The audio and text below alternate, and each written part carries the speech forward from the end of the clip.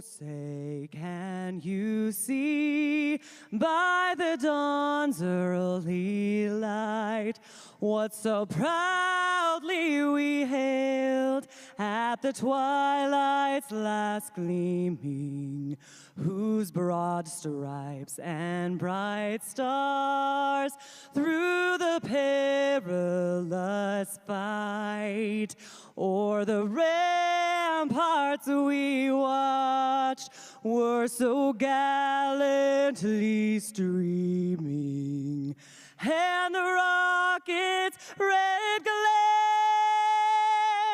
the bombs bursting in air, gave proof through the night that our flag was still there. Oh, say does that star-spangled banner yet wave o'er the land of the free and the home of the brave.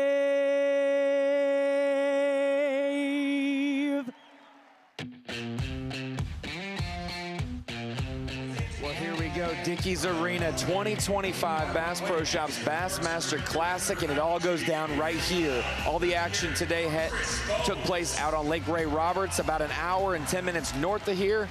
And they have brought the fish back, and we're about to weigh them in here in Dickies Arena. Dave Mercer's doing his deal on the main stage. I want to introduce you to the All Access Show.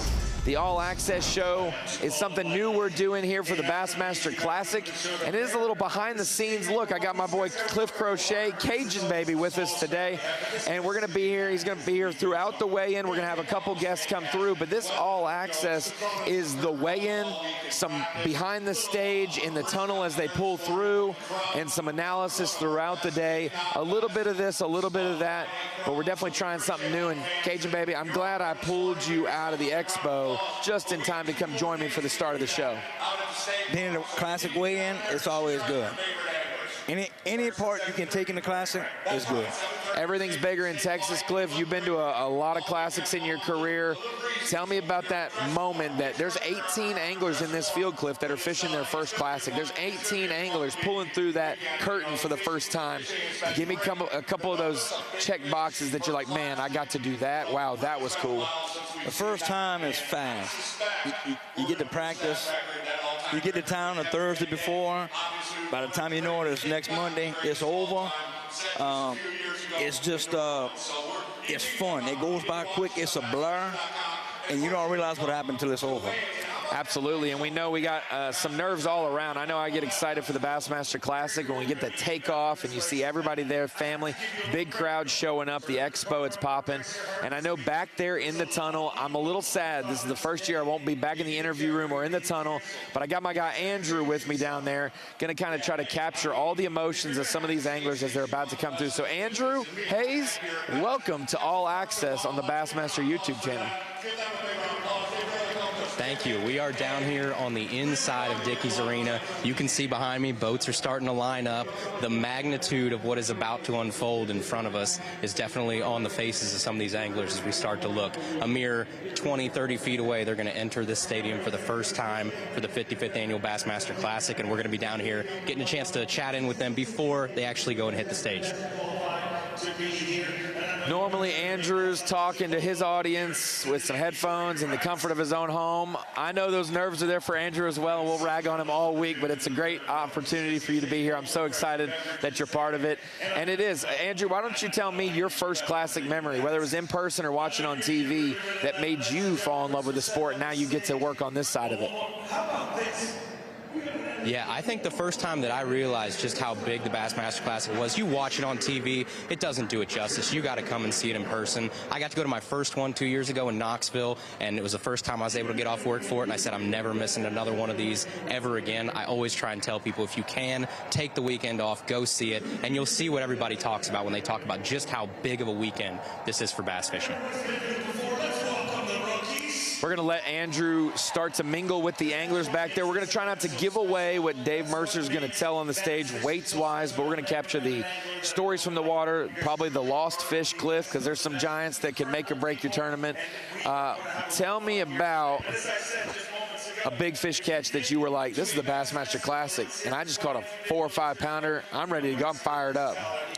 A big one. My best big fish story from the Classic would probably be at Conroe, Texas. And that day started off real quick for me. I got like a 3-pounder right when it got down. And I caught several chunks, and I got to about 17 pounds, and all was good. But we were in Texas. We was at Conroe. Things they big. I knew I needed another bite or two. And at about 11 o'clock that day, I caught like a 6-pounder. And then that's when it got real. I was like, now we're in the game. Now it's the Classic.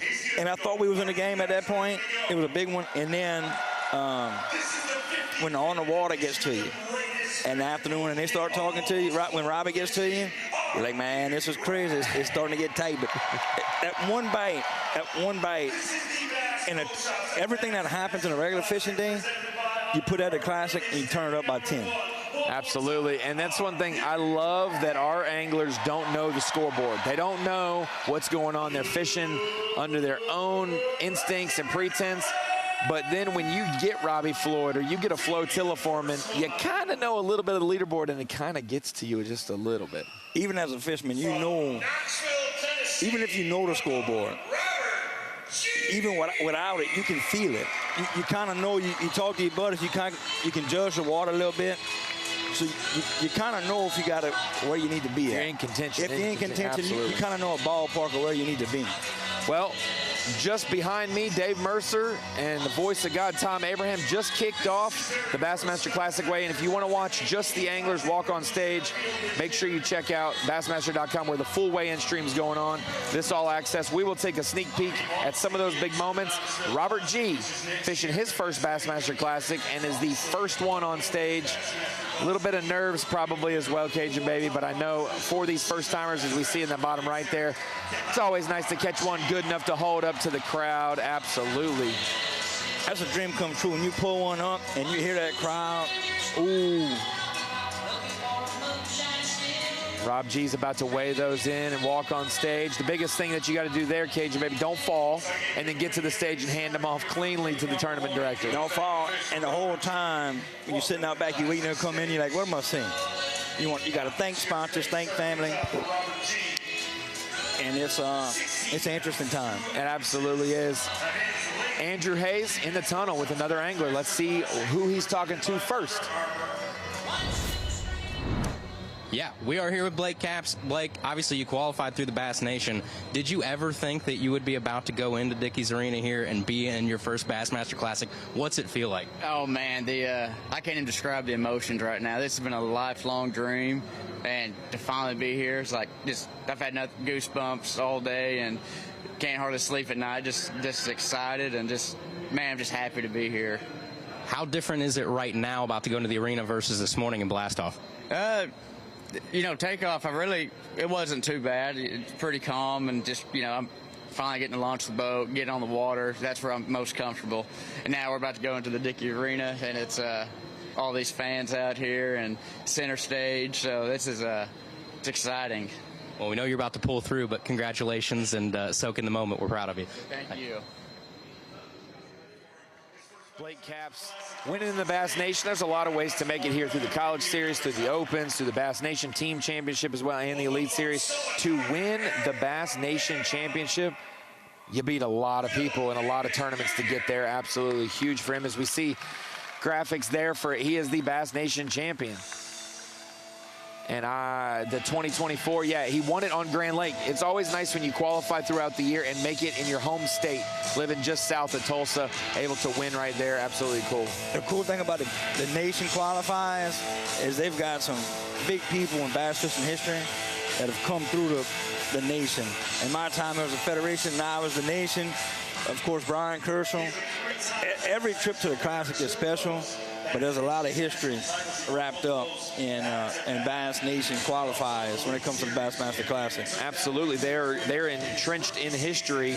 When you think about it, our biggest single-day limit in Bassmaster Classic history, 32 pounds, 3 ounces, by Paul Mueller, representing the Bass Nation. Who knew that Paul Mueller would then go on to win a couple Elite Series events and be, you know, a representative of the Northeast for still. He's still in the Elite Series doing it. Mike Wacanelli. Absolutely. Louisiana Delta, baby. Mike won in the Delta. Louisiana angler Caleb Summerall comes through the nation. Yep. And this goes on and on. Yeah, we've had a lot of great representatives the last couple of years. This guy right here, one of the most influential nation anglers of late, Will Davis, winning not only one Bass Nation, but he went and backed it up back-to-back. No one's ever won 2 in a row. He did that. He's won a couple other nation events, won some elite events as well on his home body of water. Will Davis, absolutely one to watch. I put him on my fantasy team this week. I just don't know what type of body of water he's not good at. Like, he catches them in Florida, New York, Texas. I'm shocked if he ever doesn't do well. Floating jerk baits, swim jigs. The dude just catches them. Absolutely. Get to hear a little bit from him. We're going all access. Let's go all access to the interview process at the Classic. Dude, as an angler, it kills you. Your mind is going crazy. You're trying to enjoy it. You're trying to say thank you. You're trying to thank sponsors. You're trying to mention family. The whole time you're trying to have fish tomorrow. What you could do, you didn't catch them. You did catch them. You got to go restring in the back. You got to boat maintenance, whatever you got going on the boat. Being up on that stage is it is a dream come true. It's a roller coaster. Yeah. All up and down. No matter how much you plan, once you get on that stage, it's shattered. You could be up there 5 minutes and it feels like 5 seconds. What did I even say? You know, I basically blacked out up there. And there used to be a clock. There used to be a clock they got the computer and the scale and something, and there was a clock. And it would count it down. It had like a minute 30, whatever it was. And then you could see the notes coming from production. Ready to on go. the computer. Oh, really? Yeah, you know, so-and-so's in the back, he's next. And you're on that stage. If you glanced at that, you're all spun out. I'm like, oh my God, what is going on? Well, Cliff, your goal, obviously, to make it back on the Bassmaster Classic stage, but also the Elite Series. Tell me about your path this year through the Opens.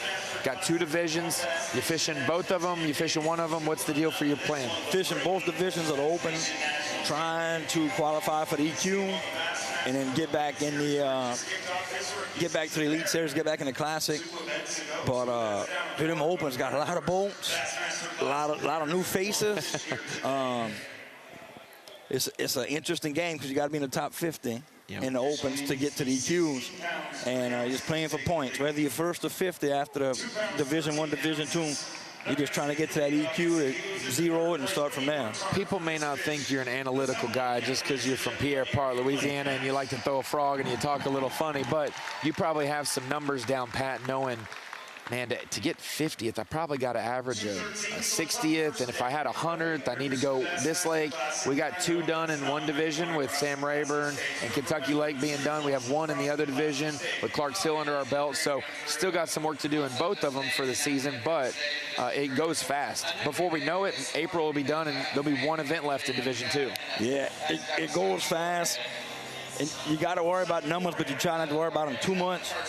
My biggest deal is surviving and not bombing. I finished 65th and 100 in one division, and that sounds like bad numbers when you talk about tournament half of the field. Because the top half of the field. Absolutely. So if you can tread water long enough, and then get you a good tournament, that'll do a lot of good for you. I believe in my ear, Cajun baby. We have 3 Classic champs in our field. We got Jordan Lee, who's won back-to-back. We got Jeff Gustafson a few years ago, and we've got Justin Hamner, our reigning and defending champ. I think he's back in the tunnel, and I think maybe Andrew's talking to him. Oh, no, we're going to look back at what he did last year and winning the Classic. One little news notes and nuggets is he was only the 11th angler out of 54 classics to lead all 3 days. He went wire to wire, and only 11 times that has ever happened. So dominant at Grand Lake. Just to lead one day, Cajun Baby, is something big. But to lead all 3 days, you got to have a lot of things go right. Everything got to go right for you. Weather, equipment, attitude. I mean, you're dealing with another animal with hooks. A lot can go wrong. The one thing I like about Justin is he was innocent going into that tournament. Very raw, very Alabama, and he handled it as good as you can handle it. Absolutely. He won the Classic. Now, you know, he's mature, probably, financially more secure now than before. And he's got better partnership, better sponsorships now, more experience. That could get interesting. I just heard from Dave Mercer, 4 fish, 14 pounds and change. People are going to go, ooh. That's going to keep you in the hunt. Boy, you just don't want to be less than 10 pounds to have a comeback. You go catch 14 today like he did with 1 less than a limit. You catch 20 tomorrow, maybe 25 or 30 the final day, you'll be right there. And it's possible on Ray Roberts. Yeah, everything is big in Texas. You can hear that 100 times this weekend. But if you can keep it within, you know, a reasonable tournament, most tournaments, reasonable is 4 or 5 pounds. In this tournament, if you keep it within 10 or 15, it's yeah, reasonable. absolutely, because that's 1 bite here for some anglers. We might see a double-digit bass. I believe he got the, what was it, the Mercury Big Bass of the day? Mercury Big Bass of the day. We saw him catch that on live. It actually missed the glide bait. Then he pitched out with a jig head minnow and missed it again. And then 3rd time was the charm. But he did start this morning with what we expect him to, a jerk bait off a boat ramp. Was able to get kind of his day going mid-morning, but really was nothing until later in the day. Catches that one on a glide. That's a good number 2.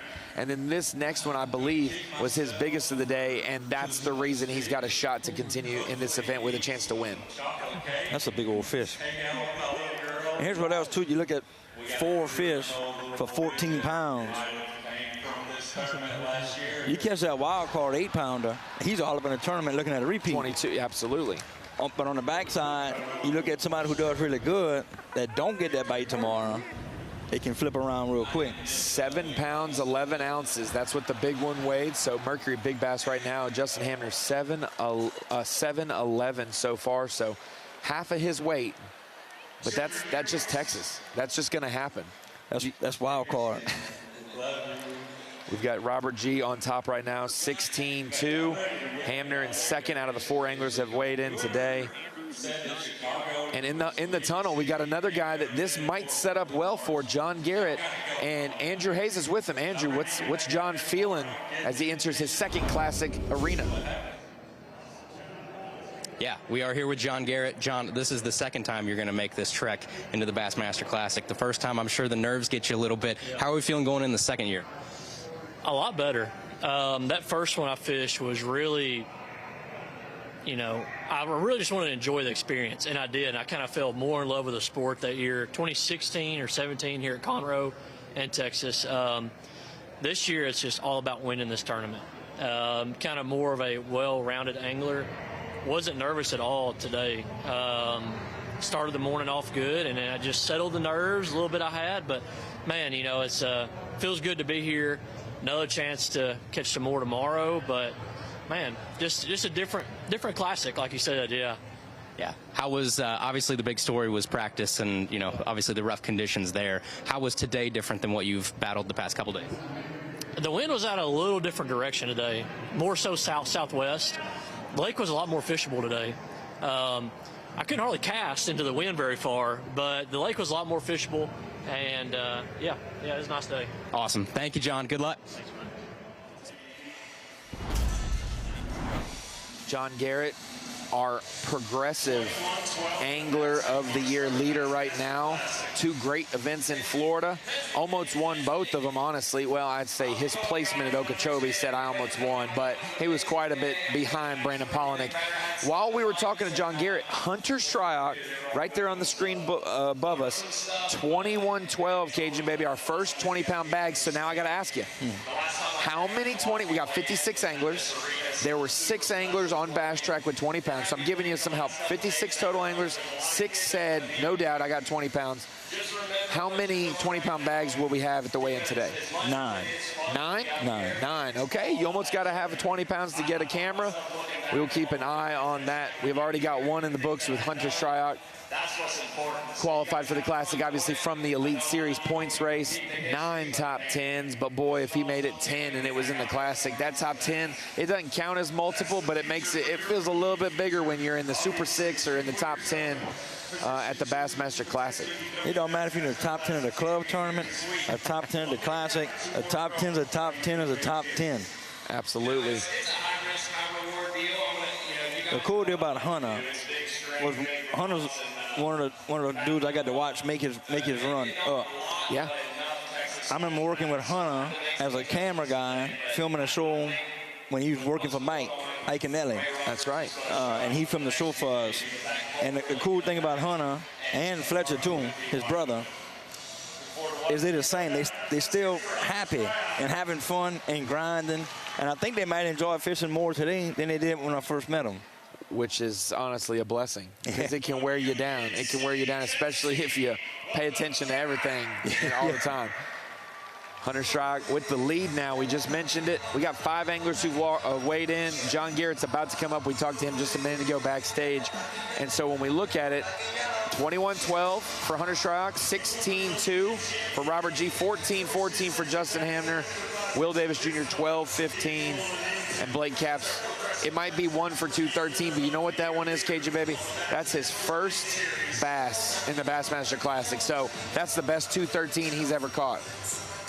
Yeah, and you catch one at the Classic. Like, of course you're disappointed, but dude, you got in the ring in the biggest arena in bass fishing. And threw a punch. And you threw a punch, and so you had a bad day.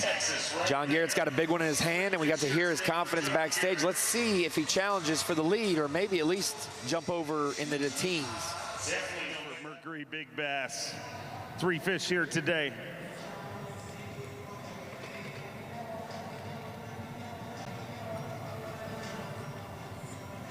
£16 pounds, 13 ounces with just 3 fish, ladies and gentlemen.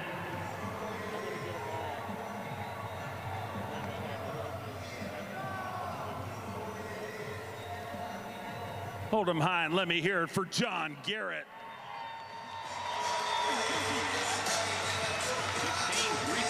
$16 pounds with 3 fish, Cajun, baby. That is the power of Texas. That is the power of Texas, because everything's big in Texas. That's twice out of 100 you can hear. You have to have that wild card fish or 2. But consistency is going to play a big role too. 8-12, new big bass by over a pound, about a pound and a quarter short of a double-digit fish. I heard this. That's the new Mercury Big Bass. I heard when he entered that 8-pounder on Bass Track, I heard that a couple minutes later he lost a 9 or 10-pounder, then went 4 hours with nothing before his second keeper. So imagine, it's the what could have been. 3 fish for 16 pounds, and he could have had 4 for 26, 27. The big deal in this tournament is going to be your mind. Stay positive. Keep working no matter what, because they got some big wild cards out there, and they can put you right back in the game.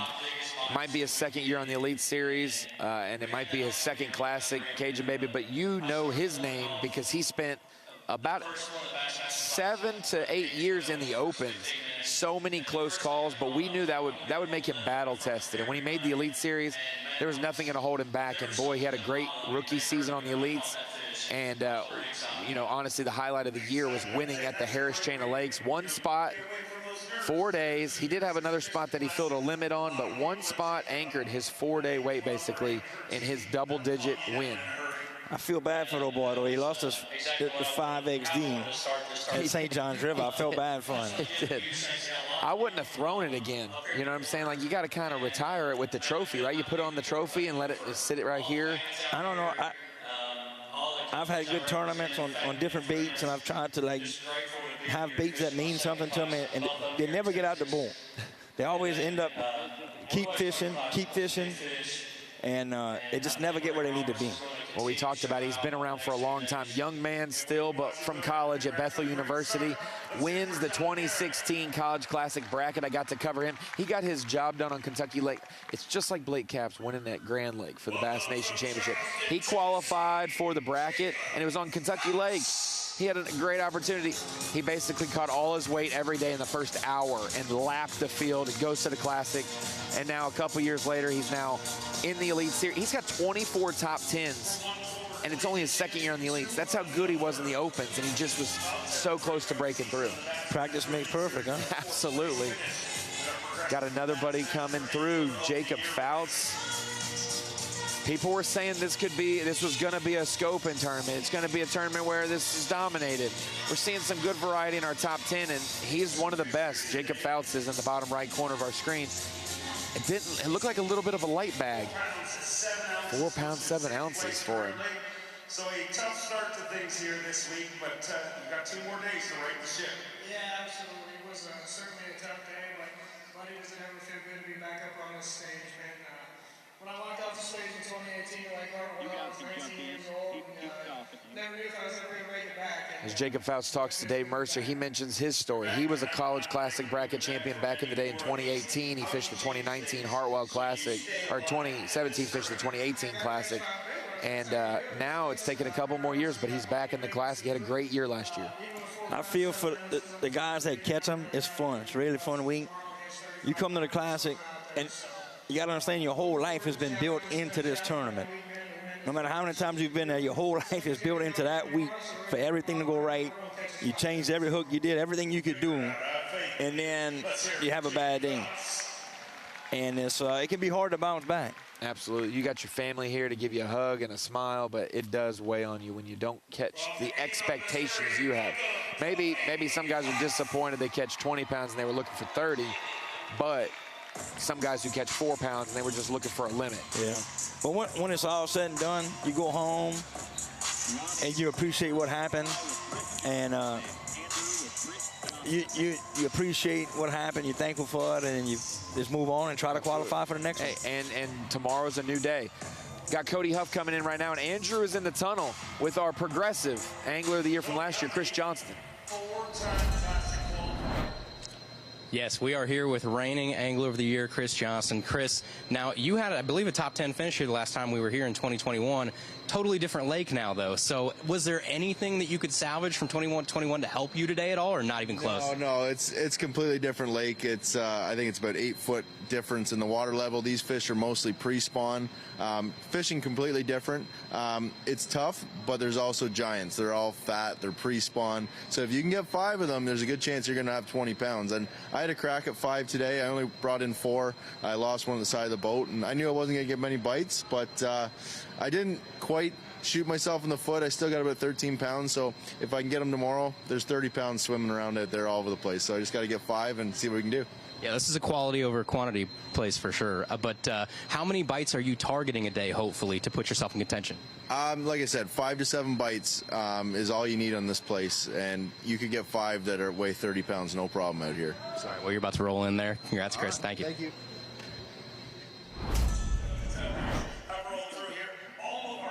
We might have held him up there just a little bit, but it's the Bassmaster class. It's a 3-hour weigh-in, Cajun baby. We're going to take our time.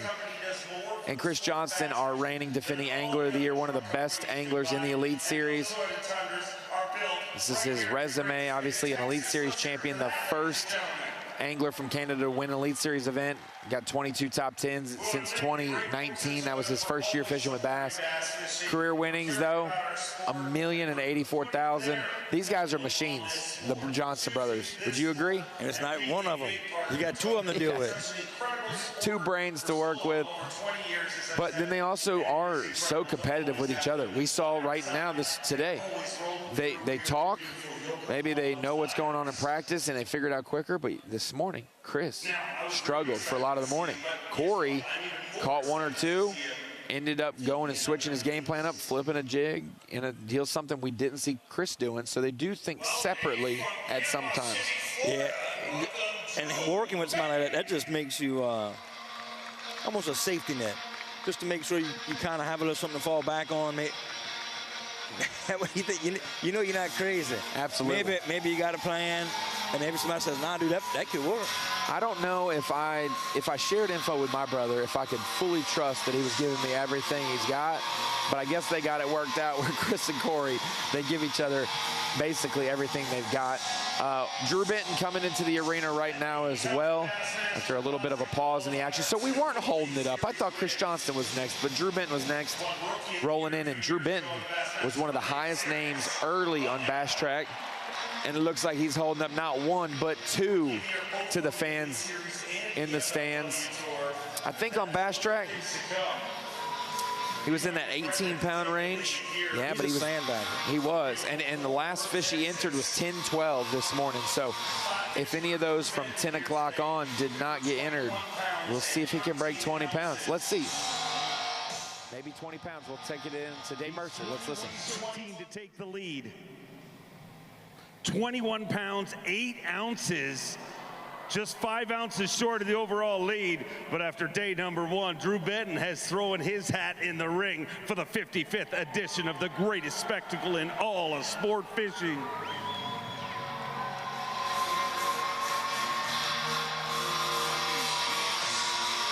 Another 20-pound bag cage, maybe 21 and change, just short of the lead. Great start for Drew Benton, and I'll just say, I thought maybe if Drew Benton caught 21 pounds in this classic a couple weeks ago, it would have been sight fishing. I don't think he's necessarily doing that this week, but it's good to see that we can catch 20 pounds doing multiple things this week. Who knows? Fish are crazy. They might be. If anybody can find one up on the bed before the weekend's over with, Drew Benton can do it. Let me tell you a quick story about Drew Benton. I've been on the water with him, fishing against him a few times. Good dude. Good dude in the water, good dude to fish around. Should be a good week for him. Absolutely. He is a former Rookie of the Year, couple-time Elite Series champion. 20 top 10s with B.A.S.S, over $1 million, like we said. For Chris Johnston, $1,118,000. It's going to go up a little bit more this week, and him being in second right now, 21 pounds, great start to the tournament. It could go up by a couple 100,000, we'll see. But we did talk about how good of a sight fisherman he is. Drew Benton winning at Lake Murray shocked no one. I saved him that year for Drain the Lake for my fantasy team, specifically for this event, because I said it's got to be sight fishing heavy, and boy, was it. Good thing about Drew, man, Drew's a closer. Back to his FLW days, Bass Fest at Lake Travis, Lake Murray.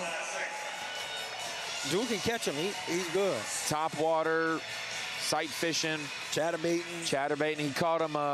He won his first ever professional event at Lake Okeechobee down in the state of Florida. So Drew Benton, absolutely one that we consider a threat every time we launch the boats on the Bassmaster Elite Series or the Classic. As we see Chris Johnston coming in. 4 fish for Chris Johnston. 4 fish. 13 pounds. For 13 pounds and change. Same boat as Justin Hamner right now. 1 less than a limit, and still in that 13 to 14, maybe 15-pound range. The only difference in their bags, Hamner had a 7-11. It seems like he would have probably had more quality or more consistent quality rather than one giant anchor in it. One thing we know for sure, there's going to be one winner at the end of the weekend. But there's going to be about a dozen dudes that go home this week that had 4, and had they caught that 8-pounder, you know, man, if I'd have caught that one, I'd have caught that one. There's going to be a lot of what ifs, especially on a lake this good with this many big fish. Anything's possible. So there's going to be a lot of, man, if I catch him, if he bites it, followers on glide baits, that kind of stuff. Absolutely. Chris Johnston not out of it by any means, and that's the hard thing to wrap our head around. We're going to see somebody in the upper 20s, maybe kissing 30, maybe right there at 30 today, and you think, man, I'm 16 pounds and change behind. You can't eat that whole margin in one day. Maybe you can, but you kind of got to go. I got to go grab 7 or 8 pounds back. You know, I got to go get over 20, and then evaluate, and then go do it one more day. The crazy thing that's going to happen, or could happen, is that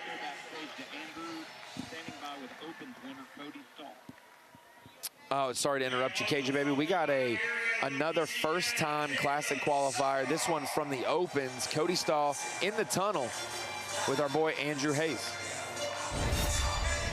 Yes, we are here with Cody Stahl, your Mississippi River Opens champion. Cody, you are about to go do the thing that mere mortals don't get to do, which is go weigh in a packed arena at the Bassmaster Classic. How are you feeling? Yeah, it's pretty awesome. I'm pretty excited to do it. You know, I just hopefully tomorrow I can catch some fish. I only got 2 little ones today, but I mean, I got my work cut out for me, but awesome. It's really awesome to be here. You know, my whole life I've been dreaming about being on this stage and to finally be here and be able to compete against these guys. I mean, on the very top, you know, level. I mean, it's pretty freaking awesome. Has it set in yet? Like, was it this morning at takeoff? Was it when you go up here to weigh in? When do you think it really hit you if it hasn't already? Honestly, it might hit me here in a second. You know, it really hadn't hit me this morning at all. You know, it's just like another derby to me. But, you know, hopefully tomorrow I can catch some fish. Thank you. Bye-bye, Cody Stahl. He's got to go, Andrew, so he's headed into towards the curtain. Got Caleb Summerall weighing in. What was it, 2 fish? Did he only catch those 2 fish, KJ, baby, I think? Yeah, I think it's 2 fish. 2 fish. We're talking about that awesome day, that day of a lifetime. There's a couple gut punches handed out to you. Yeah, I don't know if you can catch 2 and continue. You gotta have, if you catch 3, you gotta have an 8-pounder like John Garrett. If you catch 4, maybe a little bit smaller for your big one. 2, you're gonna have to do what Tyler Williams said he did in practice. One day Tyler Williams said he caught a 10 and an 8. 2 for 18 is not too shabby, but that's a good day. But you also don't want to come in with 2 and have 18 and be like, man, I could have had 40 pounds today if I had a limit. Here's the crazy part. After sort of if you weigh in, if you have a tough day, you'll see some dudes do some crazy stuff tomorrow. Stay out of people's way, go try a different area, just swing for the fences, which that's a phrase that's way overblown. Yeah, but like, and most of the time that don't work. But it'd be interesting to see who had a rough day today that does something totally crazy tomorrow. And maybe it works, who knows? And when you're in Texas, you're already throwing probably bigger or more aggressive lures to begin with. So if you were throwing a chatterbait all day or a glide bait, how do you swing even bigger than that? And so it's kind of sometimes puzzling. You're like, maybe I swung too big today. Like, and so there's already 2 questions in your head lingering. Was I in the right area of the lake? Or, man, I was looking at the leaders all day and I couldn't get it going. Man, the worst thing about it, too, is sometimes use around them. I fished a classic at Gunnersville, had 2 fish the first day. Second day, had like 24. I was around them, but just had a horrible day on the water. I fished a classic at Hartwell one time. I had a clue what was going on. So I went back, at Gunnersville, I went back and had a plan. Let's execute, let's get better, let's have a good day on the water. I went to Clark's Hill. Oh, I'm sorry, that was Hartwell. I went to Hartwell and just tried not to fall in the water because it was cold. So, but it's still a classic. No matter what, you still got to go. You're still excited. You still make the best of it. Well, there's a lot of interesting when it goes bad. You always want to go into the classic day 1 and have a plan. But a lot of these anglers, Cliff, they fish 3 days. They fish Friday, Saturday, Sunday, and then they fished Wednesday. The wind blew 30+ miles an hour 2.5 of those days. So not only did they go to a place that is different than the last time we were here, maybe it was your first time, you've never seen it, but now all the time you've been given, it was the hardest time to fit. Like, you didn't find anything, and so now you're like, I got an hour left to practice, and I don't know where I'm starting on Friday. That's got to be a weird feeling. Extremely weird. And the crazy thing with wind, it's not like it's muddy water. If the water gets muddy, if the water comes up, if the water drops, you can change, you can adjust. You're a fisherman, you figure it out. When they got 6-footers rolling through the lake and it's unsafe or dangerous or brutal to go somewhere, you can't compete with that. You can compete with, like I said, water conditions, water levels. You can't compete with wind. Jacob Poroznik weighing in right now. Let me see if I can pull up what he weighed in today. I think he's at 12 pounds.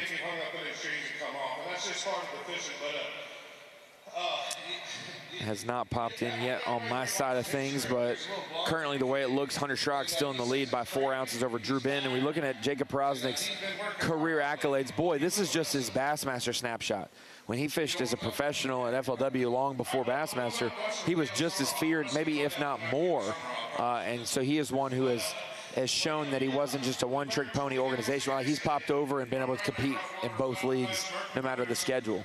And he had a tough day today, but he's in that 12-pound range. 4 for 12 even, yep. And we got to find out where, that's another dude. Because 8 pound, he's at 20. He's right in the game. Absolutely. But Jacob's like, as time goes on, people change. He's almost like one of the wise men now. So this is don't count him out just yet. No, and I would expect 12 pounds. Let's see where it was on Bass Track. 12 pounds on Bass Track was just below the cut line, so it'll probably be in the 40. It'll probably be in the 44th place, maybe. I don't know. Will we only have 10 guys less than 12 pounds? I feel like we'll have a couple more than that. So he might find himself in the 30s. There's the 2 fish Cody Stahl said he caught. Got to hold him up, man. From the high school All-Americans, the high school events, college championships, all those deals, the Opens now. It's a full circle for Cody Stahl now. He's gone through every tournament level at B.A.S.S. and now holding 2 up. Like he said, man, I'm just glad to be here. 2 for 8.8. Couple 4-pounders. He's in that group that, man, what could have been. Yeah, that fish bites if that fish connects. And here's the hardest thing about that is you know what it really could have been. And you know, man, it's so there are close. people who lost a fish bigger than what they'll weigh in today. Yeah. You're like, I weighed an 8.8 and I lost a 10-pounder. And it kills your heart. And you tell that to your buddies, and they're like, dude, shut up. I don't want to hear that. Absolutely. It's different than any other sport, Cliff. In basketball, you know, like I'm going to take this object that sits still. I'm going to pick it up, and it's all on me if it goes in. You can make the right cast in the right area with the right bait, work it the right way. I've done that a lot of times. And then lose the fish. You get the bite. I've done that a lot of times too. So it's just a crazy sport when it comes to that. We've got Cody Stahl on the weigh-in stage, but I got Easton Fothergill coming up shortly, and he has already established himself accolades-wise. Look at that. Won 2 Opens. He won the points race for the Opens last year. He's qualified for now his 2nd Classic. He's obviously won the College Classic bracket as well. He was Team of the Year in the College Series. Almost too many accolades for his young career. He also was one who had a great bag on Bass Track today in that 20-plus round range. Now we're going to see, is Hunter Schrock finally going to get knocked off the pedestal of the top dog right now? Hunter will be in a good spot. We'll probably see him on Bass Live tomorrow. But we may have a new leader coming up shortly if Easton's on the docket in the line. It's always interesting to see who leads the Classic, how big a lead they got. Can they run away with it? That's always the storyline, no doubt. I'm interested to see who's that middle of the pack, dude. Who's that 14 or 16? And we gotta wait to see what the weight is. Yep. 14, 16, 16, 18. Somebody's coming from the back to make that jump. We've got, it looks like Tyler Williams coming in. Speaking of Mr. Big Fish, 10-pounder and an 8-pounder for Tyler Williams in practice on one of his days. I gotta see, did he pop in? Yeah, he had a limit. I'm not gonna give away the weight. He had a limit on Bass Track. Nothing to hold up here. Okay, so he doesn't have an absolute giant. Yeah, we're going all access. Let me give you all access. Okay. That step from the boat to the stage, it is scary. It is absolute scary. And as you so there's athleticism to it. You gotta make that jump. Or luck. And then, 17 and change. Sandbagger. Yeah, it's gonna be that's a good weight. That's a striking distance weight. And that's all solid fish. You give him the 8-pounder. Absolutely. And the way he fishes, yes, he may be one of those scopers, as they call them, but he likes a big jig and a bait caster and some heavy line, 22-pound line. So a big jig. You never know when it goes thump if it's a 10-pounder here or not. And here's the other deal in this tournament. They're not on beds yet. No, we hadn't seen. So there's a group of pre-spawn fish somewhere. It'd be like a one-cast deal. We saw it with Livesay today. The one-cast deal, he got it going? He fished 1,000 casts in his general region, ended up finding the line, made 5 or 6 casts, caught 4 fish, and was culling, and boom, he went from nothing to almost, you know, the lead. So we'll see about maybe a jig cast, but we do have an important figure in the Classic. Mr. Jordan Lee, 2-time, back-to-back, back in the day, one of those wins being in Texas. He's in the tunnel with Andrew. Yes, we are here with Jordan Lee. He is no stranger to Texas Bassmaster Classics. Jordan, how'd it go out there today? Man, it was really tough. It was kind of like practice has been. You know, I really didn't figure out any timing either, but, you know, I didn't get my first bite till about 12 or so. Ended up catching 3 later in the day and had to really go to plan C or D just to catch those. So 3 different baits on those too. So just not really putting together a pattern, you know, out there. And that a pattern or a spot, you got to have one of the two. We'll go enjoy your weigh-in. We'll see you on day 2. Appreciate it. Jordan Lee there talking about his day. We got to see him on Bassmaster Live today, and we got Easton Fothergill coming in the arena, so we'll see if we have a new leader in just a second. But Jordan Lee, 2 fish that he said decent ones, but it took him till noon, Cliff. He fished from 7:30 to noon with no bass. That's got to wear on you in the Classic. Even for a guy like Jordan Lee, it's not like he's nervous, but he's got high expectations. High expectations, and when things are not, there's a difference between grinding and, like, you know what's, you just 1 bite an hour. Yeah, you know what's going on. And then when you're almost, I don't want to say clueless, but absolutely trying to piece it together. Let's hear this weigh-in. 113, 24 pounds, 15 ounces. 24-15, and that is a Crush City monster bag and a brand new leader of the Bass Pro Shops Bassmaster Classic, presented by Under Armour.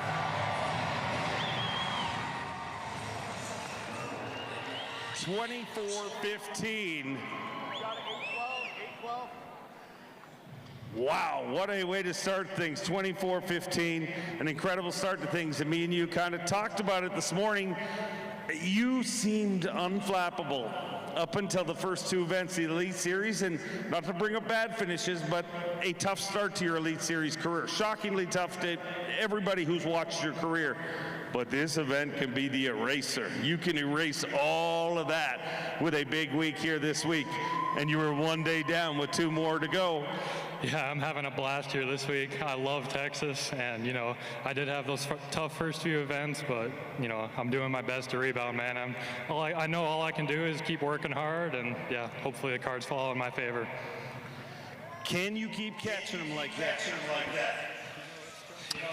The big question is, can you keep catching them like that? We will see, but all I know is that if the Elite Series field was laughing that this stellar angler who hadn't slipped in the Open, slipped in his first 2 Elites cage bait, they woke up a beast for the Bassmaster Classic. I don't think they're laughing anymore. 24-15 and a brand new leader, almost 25 pounds with no big one. They said 8-12. He said, no. The only deal as an angler has been you weigh them in, you had a good day, and either on stage or you get behind stage and the reporter says, can you do it again tomorrow? And you're like, man, Lord, I hope so. I hope so. I came here to catch them multiple days. Well, we keep talking about this wild card fishing. Somebody make a jump and 8-pounders and 10-pounders. And the dudes that have 14 or 18 that don't have that 8-pounder, you know, it's a big what if. The dude some of the cats at the top that had really big bags, could also be, what if I didn't have that one? What if, yeah, absolutely. So, like, can you do it again tomorrow? You're like, don't ask me. If I knew that, I would have already told you I'll catch him tomorrow. But Easton Fothergill, one thing he's established, he is very consistent in his career. We saw him in the College Classic bracket every day, almost the same exact weight, and he set the bar for every one of his competitors to try to chase him. He's done so well in the Opens. Now he is our leader right now of the Bassmaster Classic. About 10 anglers, 12. We're about 12 or 13 anglers in. Moves into 11th place. Jordan Lee with 11 pounds. Is that 3 fish? Don't worry about day number 1. That's 2 fish. No, that's got to be 3 fish. Here's what I like about Jordan. And here's how you won the first 2 classics. Jordan, you know, like, what's up, dude? You ready to go? And he's like, you know, he's fishing around. Like, he's almost like, I don't know, like, so nonchalant that he's not. He doesn't seem like a threat, but he's dangerous. John Cox is the same way. Goofy. Yeah, they're not clowning. But they look at you like, whatever, we might catch him, you know, whatever, just chilling, and dudes are killers. Now, if he goes catches 35 pounds, it's a different story. But I would say 3 for 11.3 is about as low as you can get if we expect you to win this class. Yeah. If we're going to get close to 70 pounds, 11.3 means you need almost 30, and you need 30 these next 2 days. So we'll see if Jordan Lee, I'm not, you know what? I might dare him to do it, actually. You know what? Why don't you go catch 30? That's a big mountain to climb, no doubt. When he won at Conroe, he had 3 fish one day. On the last day, he had mechanical issues. Had to stay with what brought him, which was that 1 point. Correct. And Joe McElroy was watching him, a friend of his, taking pictures, all within the rules, whatever he gets back to the ramp.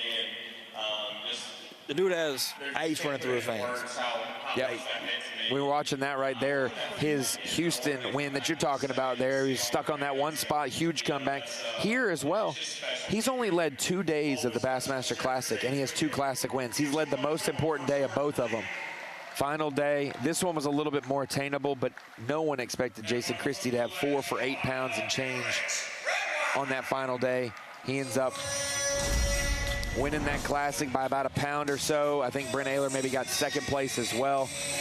Jason Christie 3rd place. So Jordan Lee will be one to watch. Who we got coming up? We got Alex Redwine, another first-time Classic competitor coming in. He was one of those guys that already kind of felt like he had it figured out, not on the water, but how it's going to wheel. He said, I think this is a 3 or 4 horse race because of how practice was. I'm not one of those horses right now. We hope I am, but it seems like it's a local advantage or a spot deal, and I just haven't found that spot this week. 5 fish for Alex Redwine here today. Watching a little bit of him as he comes up on stage. 11 ounces, puts you in 12th place currently. Got his limit, so on the right end of things, quantity-wise, a little short on quality, but it's just day number 1. Let's hear it for Alex Redwine, his first time across the Classic stage. 11 pounds, 5 fish limit, different end of the spectrum. He's the guy who's like, I can get 5, but I don't know when my big one's coming. So that, as long as you keep catching them, you can maybe run into one. Yeah, you would think, but the odds are he keep catching one guy to get bigger. But like for him, so for him tomorrow, does he go and do the same thing and pray for a big one? Or at 10 o'clock, he's like, well, it's not, another 11 pounds won't help me, so he swings for the fences, you know? Redwine fishing his Classic, and his first one, super excited, but we got a special guest in the tunnel with Andrew, Carl Jacobson, one of our international anglers from Australia.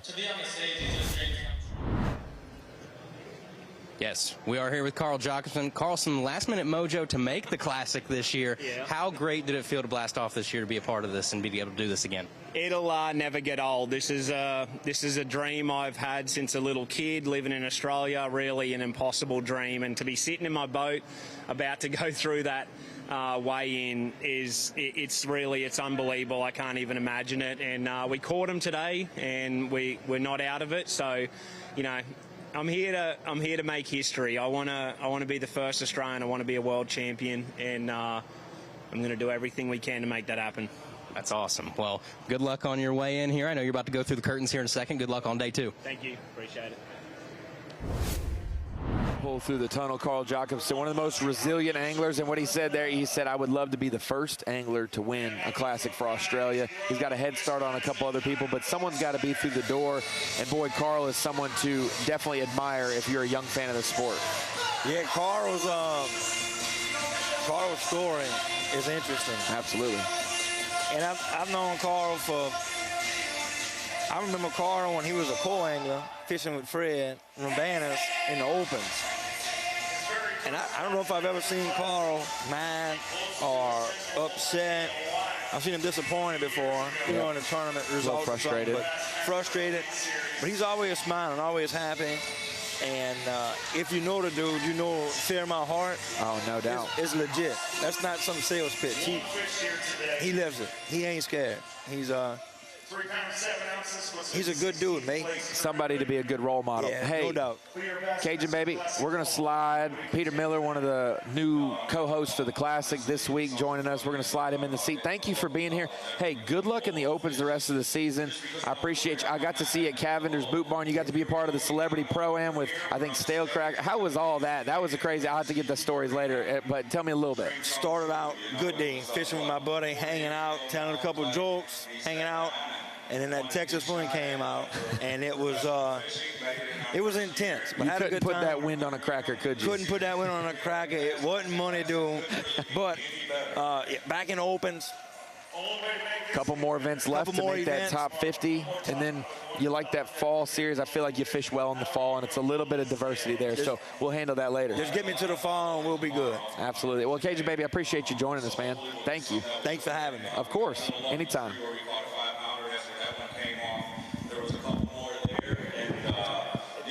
Nobody's out there. It's like 7-pounders, so I feel like if we can crack 20 plus tomorrow, we'll have a shot to be fishing on day 3.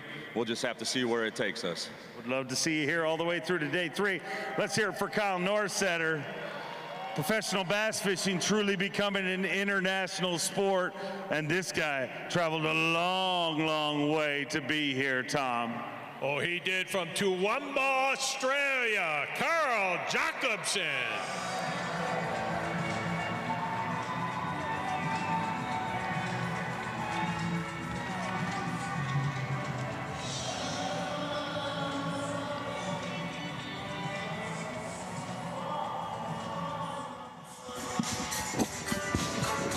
Got to hear from Carl Jacobson right before we said goodbye to Cajun baby Cliff Crochet. Appreciate him joining us for the All Access. Day 1 here at the Classic of the All Access.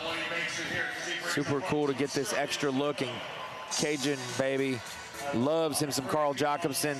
Carl holding up a big one there, representing all of Australia. And I've got somebody representing all of the saltwater world coming over to the freshwater world. Peter Miller joining us.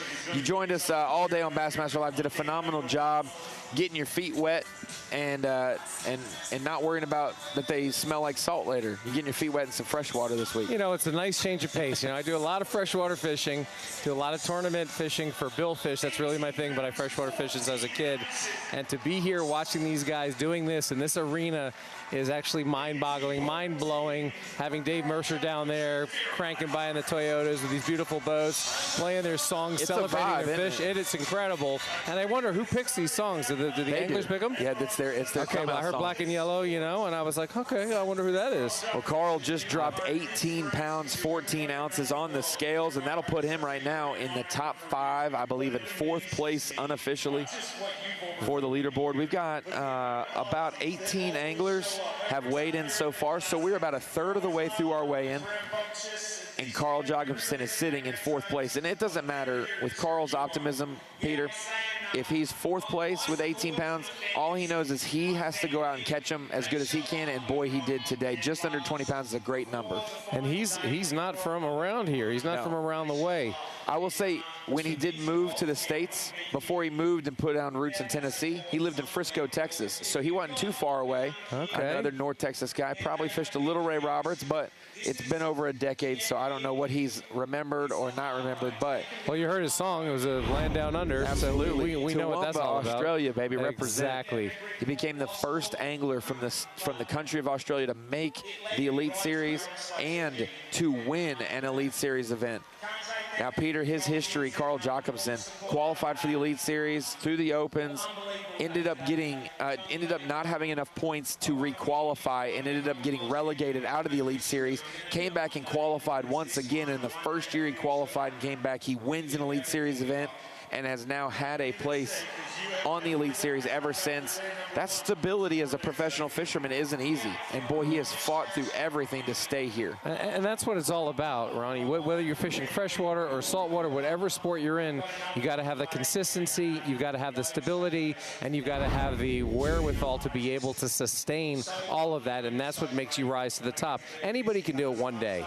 Anybody can do it once a year, twice a year. You know, they could do a little bit here, but to continually do it, that's what makes you the cream of the crop, and that's the impressive part about these guys. Absolutely. Well, we told you this is the all-access show of the Bassmaster Classic Way, and we got our guy Andrew in the tunnel getting a little tidbits from our anglers. He's got another guest ready to roll. Yeah, we are here backstage with Logan Parks. Logan, I got the chance to talk to you yesterday, and I know how rough practice was. I think you had a little better day today. How big of a relief was that? Dude, when I caught my first fish, you'd have thought I won the Classic. I was like, we're not going to zero at the first Bassmaster Classic. Stoked to weigh in today. How excited are you to go through those curtains here in a second? I know it means a lot to you. Dude, I'm trying to keep it together. I was all choked up this morning at blast off, and I'm just trying to keep it together right now for real. Well, enjoy your moment. Thank you. What a moment that will be. Peter Miller, he talked about when he caught the first fish of the day. He had thought he won the Classic. He's came through a long path as well. High school fisherman, college fisherman at Auburn University. Won Team of the Year as well.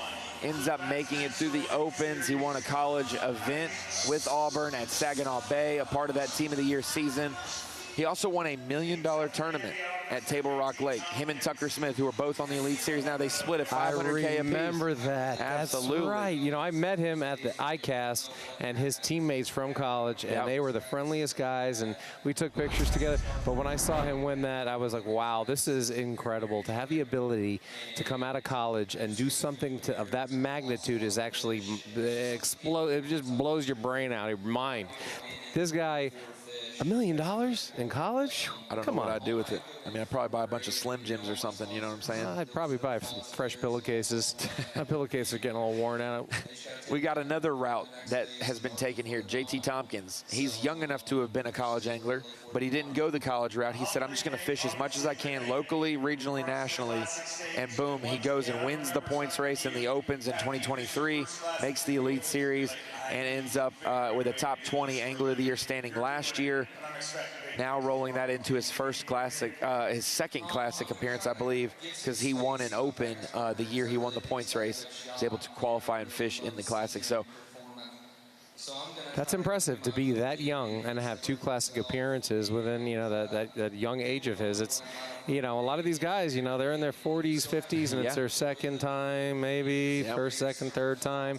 So that's very impressive, and that's what really stands out in this entire event, is that younger people are skyrocketing to like this fishing start and the stuff that I dreamt of. I'm 56.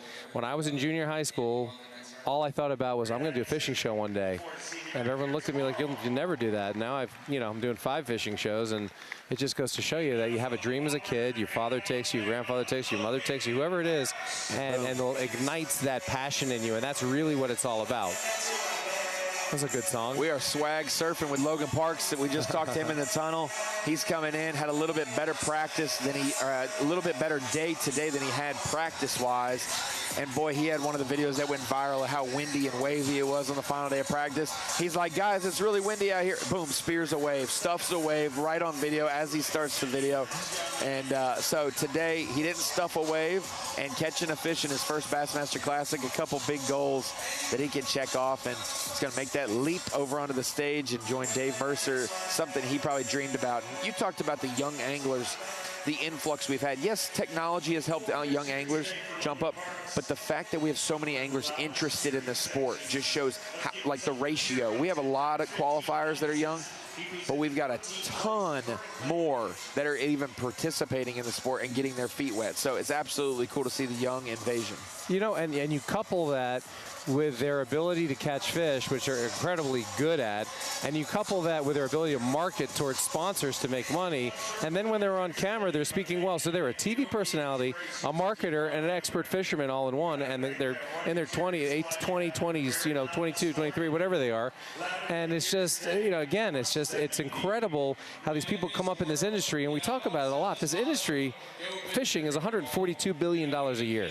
Wow. Okay? So when you have a young man like this, I don't make that much. Oh, okay. I'm trying to get like maybe 1 zillionth of that. That's what I'm hoping for if I say the right words at the right time. But this is a perfect example of, you know, having all those attributes gathered into one and really, you know, succeeding in life at a very early age. I mean, his trajectory, he's going for it all. It's limitless, no doubt about it. He's very savvy with social media as well. Very funny post the other day. He announced his partnership with Yokohama Tire, who's obviously a huge proponent of the Classic this year. And he was talking to his wife right beside his truck and said, you know, you are there for me everywhere I go. You're my favorite thing. You're so well-rounded. And she's like, are you talking about me? And he's like, yeah, of course I am. And then he's like, I'm talking about you, my tires. And he was talking about that. So it was a great announcement. That's very hilarious. Savvy, phenomenal. That's good. Marketing. That's good. You know, yes. that's rich, as they say. That's real rich. I like it. You know, when you're marketing so hard that you throw your wife kind of under the bus, you know, that's when you know you're really deep. You're really deep in it. This guy is not going to throw his wife under the bus because she came all the way from Japan to support him. We got Taku Ito in the tunnel with Andrew Hayes, and he is one that was on camera today. We thought he could be in it to win it. We are down here with Taku Ito. Taku, how did your day go today? I know when people think Taku Ito, they think of smallmouth. You're good on largemouth too. How did the day go? Today, so I try to find so largemouth dizzy, and I try to find, but it's hard. So wind blowing and only 3 bites, and I caught one big one. Yeah, bye. Andrew had to say bye-bye a little prematurely, but one big one, yes, it was indeed. It might be an 8-pounder. It might challenge for our Mercury Big Bass. We will see, but... This is the one I called 8-pound. He said it was 6-pound, right? I literally said 8-pound. Yes. I was kind of embarrassed when I said it because right afterwards he said, oh, 6-pounder. And I go, there's no way. And Davey Height sitting next to me goes, Peter, there's no way that's a 6-pounder. So, well, they said backstage he is the king of smallmouth because he loves smallmouth fishing. He won on the St. Lawrence River, his first ever Elite Series title, had so many close instances at Lake St. Clair, Lake Champlain. He discovered smallmouth Disneyland. He said, I got smallmouth Disneyland under my boat, all there helping me. Wow. And he absolutely wins that event. Said he had 105-pounders under the boat that year. Wow. So what was his total bag count? What was his weight? On that final day, he came back from like 4th or 5th, and he had 26 pounds on the final day to win. I think he was around that 90 or 93-pound mark. Incredible. That was before we had broke the Century Club on the St. Lawrence River the last couple years. It was just before that. What do you call a 5-pound? What are we going to call a 5-pound smallmouth? You call it a slab? What do you call it? It's bigger than a slab. That's like a... That's a big chicken nugget. Like I don't know. You know, bronze back is what they call them. You know, they're golden brown. You know, they're freshwater sharks. Okay. This was Taku's first win since then. That trophy is heavy. Yeah, and Taku wasn't strong. Two bad combinations. Yeah. Wow.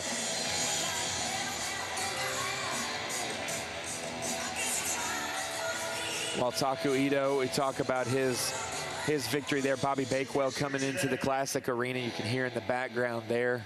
2 fish for Bobby Bakewell. But Taku Ito been one of our guys, one of our strongest competitors, and he just won last year at Smith Lake on spotted bass. So now he has a smallmouth victory. He's got a spotted bass victory where we're waiting for that largemouth victory for Taku Ito. And in just his short 4 or 5 years on the Elite Series, he's got 16 top 10s, Peter. How exciting is that? You know, to come from Japan, growing up fishing in Japan and coming here and doing these sorts of things. I mean, I find that it's very remarkable.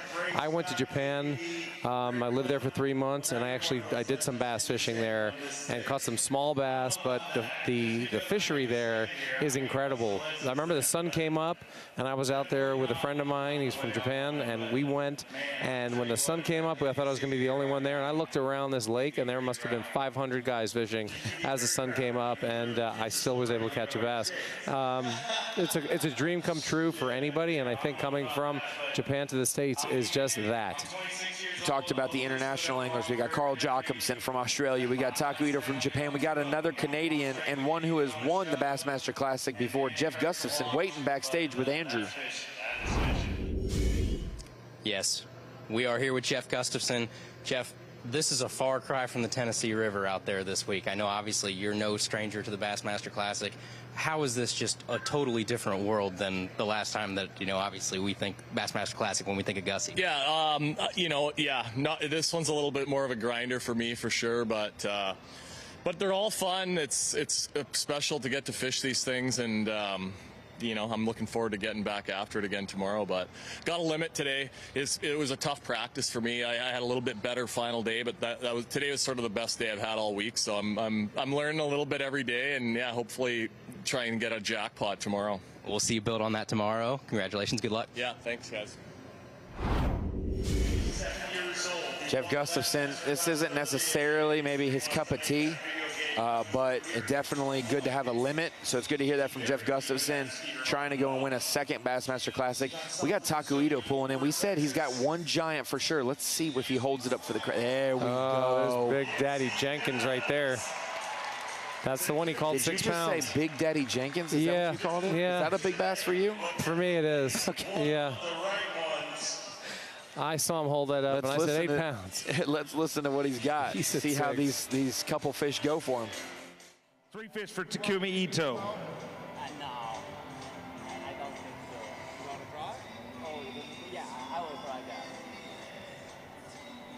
that. 11 pounds, 7 ounces. He moves into 12th place. But he's going to hold it high for you one more time, ladies and gentlemen. Let me hear it for Takumi Ito.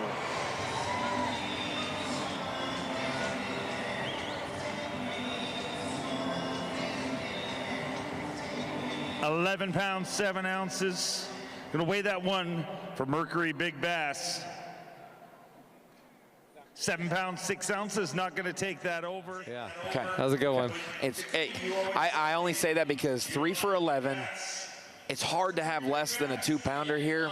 So you figure 2 2-pounders, you got to be in that 7-pound range. 7.6 is what it weighs. You're good with the numbers. I didn't know there was going to be math on this test, but you're very good with the numbers. I like it. I shouldn't have taken all my math classes in high school and passed out of college math, because I could have used those instead of psychology. But taking a look at that fish from this morning for Taku, it was really quiet for the first hour or so. He catches this one, and we're like, uh-oh, he's dialed in.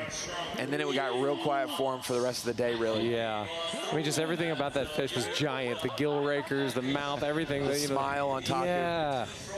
I was sitting next to Davey Height, and we both said, that's not 6, that's 8. Come on. But he looks like he went to a marina as well. Yeah, he's working the marina docks. Measuring cover to be 14 inches or so. Taku Ito, 3 for 11. I was talking to Cliff Crochet, the guest prior to you, former Elite Series angler, and he's in the Opens now. That's kind of the mark that's the lowest you can be. 11 pounds probably is, you're gonna have to do better than that, no doubt about it. And so him and Jordan Lee in that 11-pound range, it's scary. Jacob Prozik 4 for 12, Will Davis 5 for 12, 15. Those guys are on the fringe. Right. If you have 11, we got to have 30 pounds from you one of these days for You're sure. going to have to big day tomorrow. Yeah, that's for sure. That's, there's a lot of fish out there. And, you've heard a bunch of guys talking about either no bites or they had 3 or 4 bites and they lost 2 or 3 fish. And those were the ones that made the difference. Remember, Scott Martin had one. He goes, that 3.5-pounder that came off of the boat. Oh, my God, that killed him. Yeah, it's heartbreak because in the moment, it means a lot. And at the end of the day, you really know hindsight.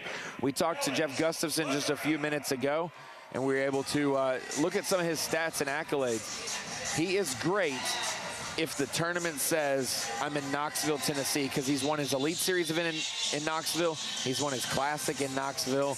Obviously missed the Classic last year, but bounced back with a good season. Was able to make the Classic for this year. Wait, no. He missed the Classic last year via points, but because he was the defending champ, he was able to make the Classic, I believe, yes. So that's the way that worked.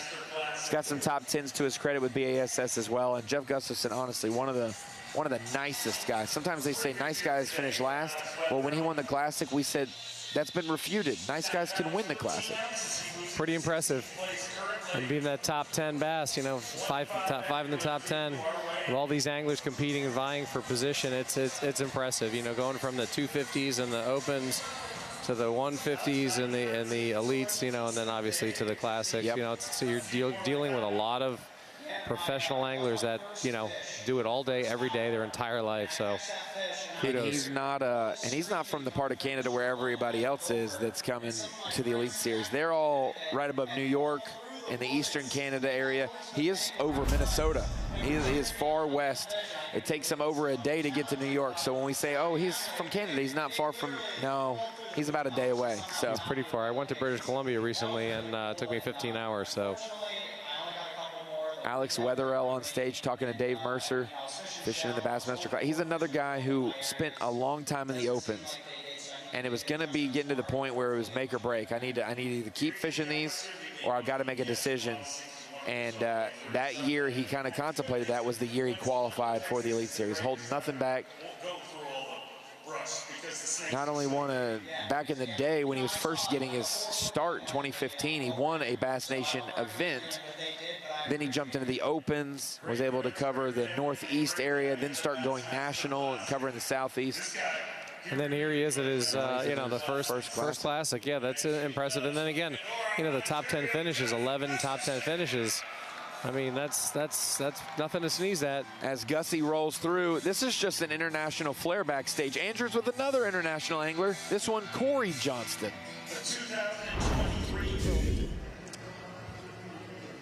We are here with Corey Johnston. Corey, I know I heard you talk earlier this week about trying to get 10 bites. I don't want to spoil what just went in the bag, but did we get the 10 bites? We got 7 bites today, so that was kind of in the ballpark, 5 to 10 bites, and that's all we needed. We got to get Andrew on some roller skates so he can ride with them. But that was a super drive-by. I don't know. Could you hear Corey right there, Peter? You did not? Okay. He said, I'm going to translate Canadian to you, okay? He said, I wanted 10 bites. I got 7 bites. So he might have done just enough. 7 is close enough. You're scratching the I got enough bites to do something with it. We know he caught some big ones on Bass Live. 7 bites is a good number, and he's going to be in it to win it for sure. He's going to be probably just under that 20-pound mark. Yeah, and catching a limit here on this lake, you know you're going to be sitting pretty good for day 2, hopefully into day 3. I mean, as we know, the fish here are quality fish. Jeff Gustafson on stage. Let me see what he just weighed in on the stage. Looks like he's got a limit for 14.11. That puts him in 9th unofficially out of the 24 anglers. So we're getting close to halfway. 28 anglers is halfway. So we're almost halfway through the weigh-in. And Jeff Gustafson jumping into the top 10 right behind Justin Hamner. So we got 2 Classic champs from the last 2 seasons currently in our top 10, you know, with half the way in to go. Love listening to these guys speak. Because of their dialect or what they're saying? Well, their dialect's very interesting as well. You know, sometimes it's tricky to hang on to. But, again, the consummate marketers, you know, there's been a couple guys up here that subtly, thanked 6 clients, 6 partners, and, you know, was weighing fish at the same time. I mean, this is the ultimate playground for bass fishermen, the ultimate Super Bowl. It's the biggest of the big. He came in on the final day of the Classic where he was dominating, Peter. First 2 days, he had the biggest bag both of the first 2 days. Came in with just 4 fish on the final day and thought, I ruined my Classic chances. He won by 3 pounds, but it was a lot closer than it was supposed to be.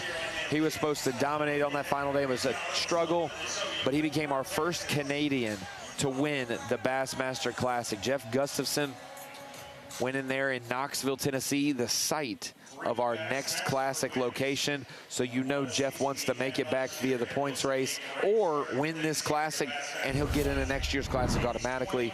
So Jeff's definitely looking to get back to there. Here comes Corey weighing in right now. 9 ounces, 25.9, and that is a brand new Crush City Monster bag and a brand new leader at the Bass Pro Shops Bassmaster Classic, presented by Under Armour. 25.9. It said 20 pounds on Bass Track, Peter. I thought 20 pounds was going to be right around that mark. 25.9, a brand new leader. Crush City Monster bag. He is our top angler right now, bumping down his brother and some more Canadians down to the bottom of the top 10. And don't forget, while this was happening, we watched it going down. It was like one fish for he and his brother. And one was still fishing, one was cruising out, life jacket on or PFT, you know, and they're cruising out. And we're trying to figure out where they're going to go. And Corey made the right decision. Davey Height said, hey, these guys are the best of the best. They're going to make it happen. Trust me. And sure enough, he was like, zing, bing, bing, you know. Big deal. We saw a couple fish from Corey on a spinning rod this morning around some timber and some other areas. Then he went to the bank, started flipping a jig. He went to an area of the lake a little bit farther back than most.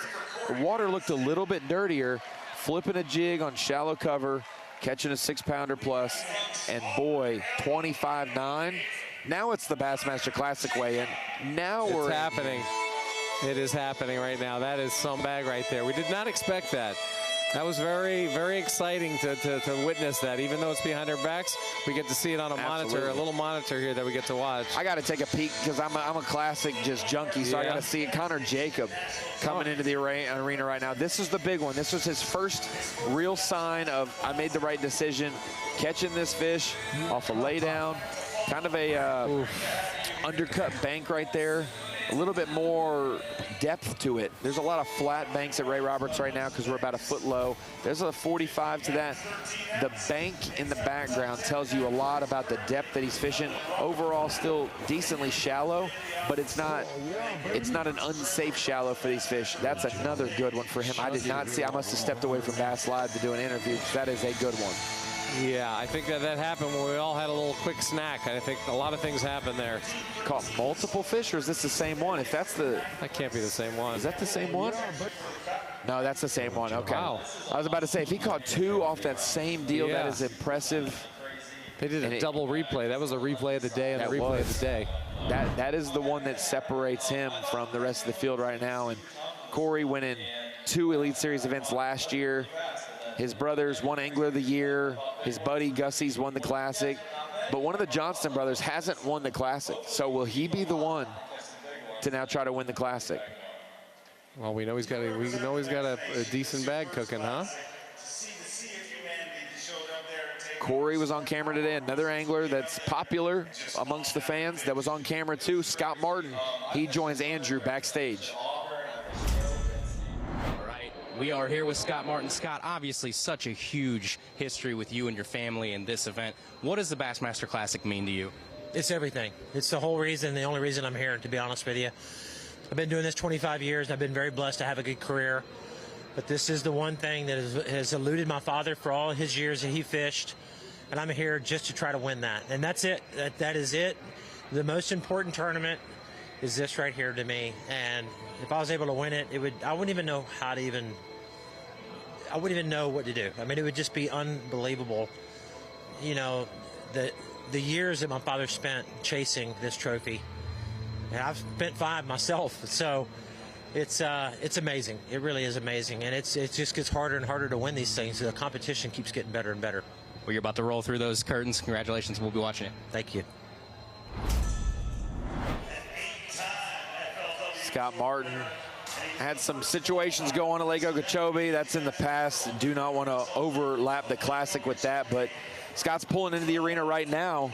We saw him on Bass Live. Really consistent fish today. Fishing a bladed jig. No giants, but a lot of consistent fish. Then he got around the timber and started to lose some of his fish. That's right. He said they were coming at him. The wind was coming at him. The fish were jumping, coming at him. And he got wrapped up a little bit. Lost about a 3.5 pounder right at the boat, and one before that.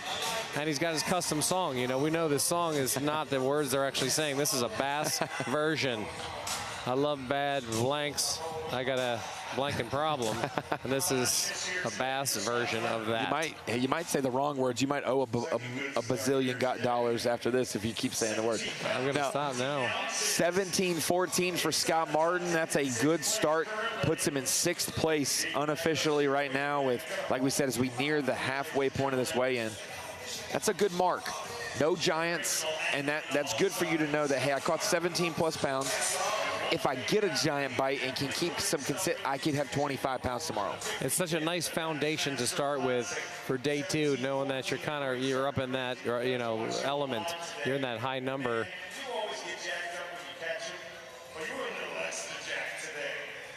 A little jacked up for Scott Martin, and this is looking at his tournament day today. We talked about a bladed jig. There's a little bit of stuff going on here. You could fish the hard spots and the rock offshore. You can fish some brush and timber, but then you can also fish some of these ditches, and some of these shallower ditches back in these creeks, Peter, have some milfoil growing up in them, maybe halfway up the water. Nothing crazy, but enough to hold a good quantity of fish. Yeah, I remember when he caught that one. It was about 4-pounder, 3-4 pounder, and he was starting off real good. What's going on? I don't even know what's going on. That's what he said. You got a hanger. Stuck in the tree, but he's got a fish on. You know, he kite fishes. You know, he's a big saltwater fisherman as well. He's got a big... Vice versa is the name of his boat or his team or whatever. Oh, yeah. So he knows all about those fish hanging from in the air. He will remember that catch.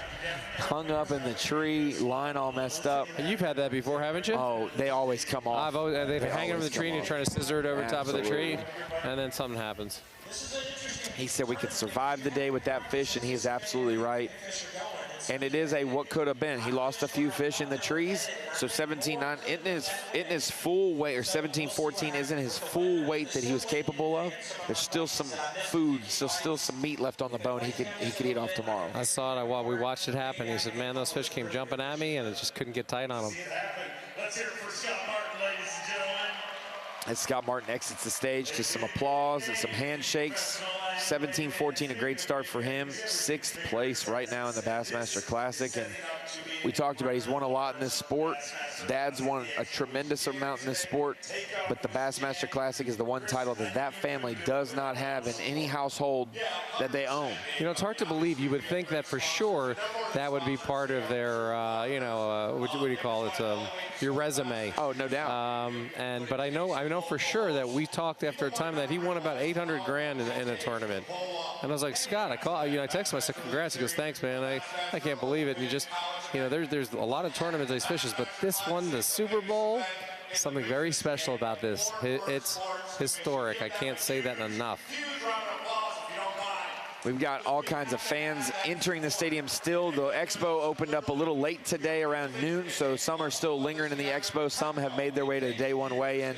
Welcome in today. This is the All Access Show. We're trying something new here on YouTube Live. A little behind the curtain of the weigh-in here at Dickies Arena in Fort Worth, Texas. 56 anglers coming through the tunnel today, hopefully holding up fish for their fans and their families in the crowd. And Peter, we get the behind-the-scenes all-access look because we get some perspective from the day, some interviews with guys previously. Andrew's in the tunnel, knocking it out of the park. It's a cool, different angle, and I'm glad you joined me today to get a little taste. Thank you for having me. This is great. Dickies Arena. We got to talk here in this arena in 2021. This event a little different because it was postponed due to not only COVID, but also some crazy storms that happened about a month before the Classic. So we postponed it to June, gave us a different type of vibe with a summer Classic again. And it showed out with big ones there. And this one, it shows out with big ones again. Dylan Aikens coming up, our college Classic bracket representative. I had someone ask me earlier that worked here at Dickey's. They said, what did they do with all those bass? I said, well, they keep them in the water oxygenated, and once they keep them in their bag, and then they put them right back in the tanks, and they put them right back in the lake. Yeah, there's a cool video online about the whole process. They'll take that bag there, he'll hold them up, they'll put them back in and drop them below the stage, and we got runners that take them all out, put them in a, they spend about, after they hold them up here, they spend about 45 seconds out of water before they get back in to a big truck from Texas Parks and Wildlife, and they'll take them back to the lake and get them delivered safely. If they need any attention, they will take care of that as well. That's right. And that attention may be a fizzer. You know, every now and then you catch a nice sized bass, you bring them up from a deeper spot, and they get a little bloated. You got to let a little air out of them. Little fizz. Little fizzy fizz. So Emmanuel University gets its first representative in the Bassmaster Classic. He won the College Classic bracket at Timms Ford Lake in Tennessee last fall. Did so. They were using the forward-facing technology, Peter, but they were catching the fish on top water. So they were seeing fish on their graph, casting out there over deeper water, and fish were coming up and eating it because they were suspended but still feeding upwards on top water. It was very cool to see. And Dylan Akins gets his opportunity to represent the College Series and the Opens, or represent the College Series at the Classic and more. We got another backstage visitor, Chris Zaldane, the favorite, other than Lee Livesay, coming into this event with Andrew backstage.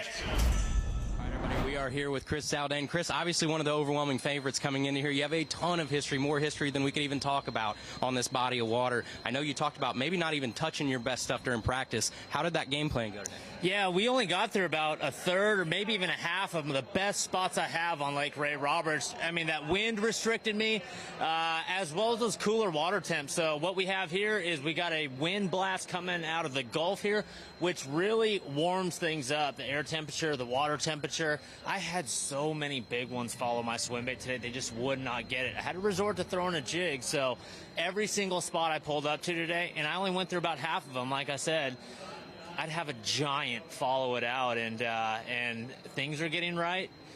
One thing about Ray Roberts, and I'm going to say this on stage before I go in here, is it is a very flip-floppy lake. Today, by my standards, 19, 20-pound bag, that's an off day. So, you know, that is my flop day. So hopefully tomorrow's my flip day, and we crack 30. Thanks, Chris. Hopefully we crack 30. What a statement to say. You would love to have the opportunity to catch 30 pounds in the Classic, and it's possible here at Ray Roberts. I got to ride with Chris Zaldane on the final day of practice as we see Tyler Rivette weighing in 11-7, I believe, 17th place. Talking to Zaldane, watching him fish practice, big baits, isolated structure, places that these other anglers with the wind we've had couldn't find.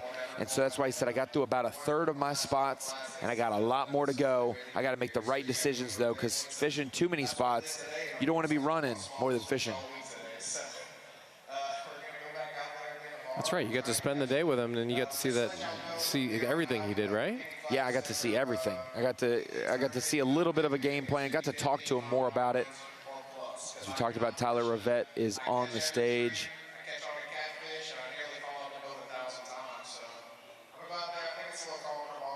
And he's got an Elite Series trophy under his belt. He did that in 2023 at Lake Okeechobee.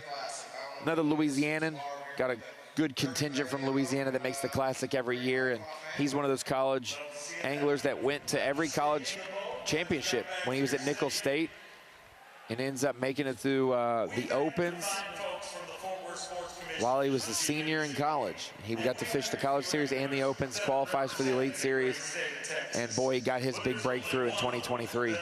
And again, we talk about the fact that these guys can do this at a later age, but doing it while you're in college as an actual professional sport and working on your marketing and your sponsorships and your partnerships and your speaking on camera, I mean, it's just, I mean, talk about learning quick and getting right in and being fully immersed, submerged, absolutely, if you will.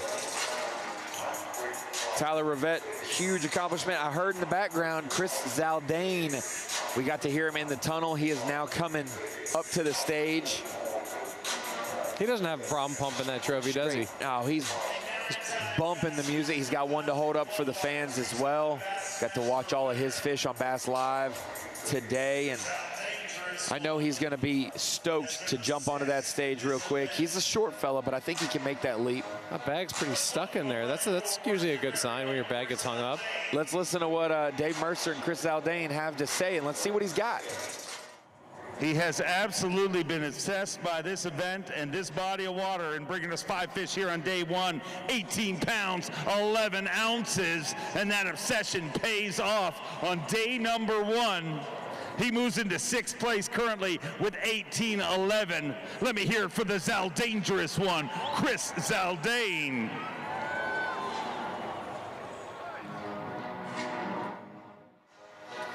It just looks weird. That one looks so small beside that other one, but 18 pounds and I think 11 ounces. What was it? 18 and change. It'll have him in the top 10, almost in the top 5. Huge day for him. Not huge weight-wise, but importance, Peter. As the local favorite, you don't want to fall short. Coming in with 18-plus pounds today, set the tone that I'm in it to win it. I didn't eliminate myself. And honestly, we expected a big swim bait. He didn't get many bites or lookers at it. All of it was a jig today. That's right. And you know, the nice thing about the jig is he's able to use like such a variety of presentations with that jig, and he was able to kind of find the right cadence, the right weight, the right everything to get these fish to bite. You can fish it on some stumps offshore, some rock offshore as well. This one came off a line of stumps for him, and I did ride with him in practice day, but we didn't go to anywhere that he planned on fishing. He checked other stuff just in case. I saw him catch a 6-pounder in practice, and he's like, a lot of people will fish where I just fished, so either they won't catch that 6-pounder, or I now have confidence I can go behind people and catch them with a swim bait. So that's that big one he caught at the end of the day. That was a beauty, getting it past that stump. That's the game-changing fish for him today.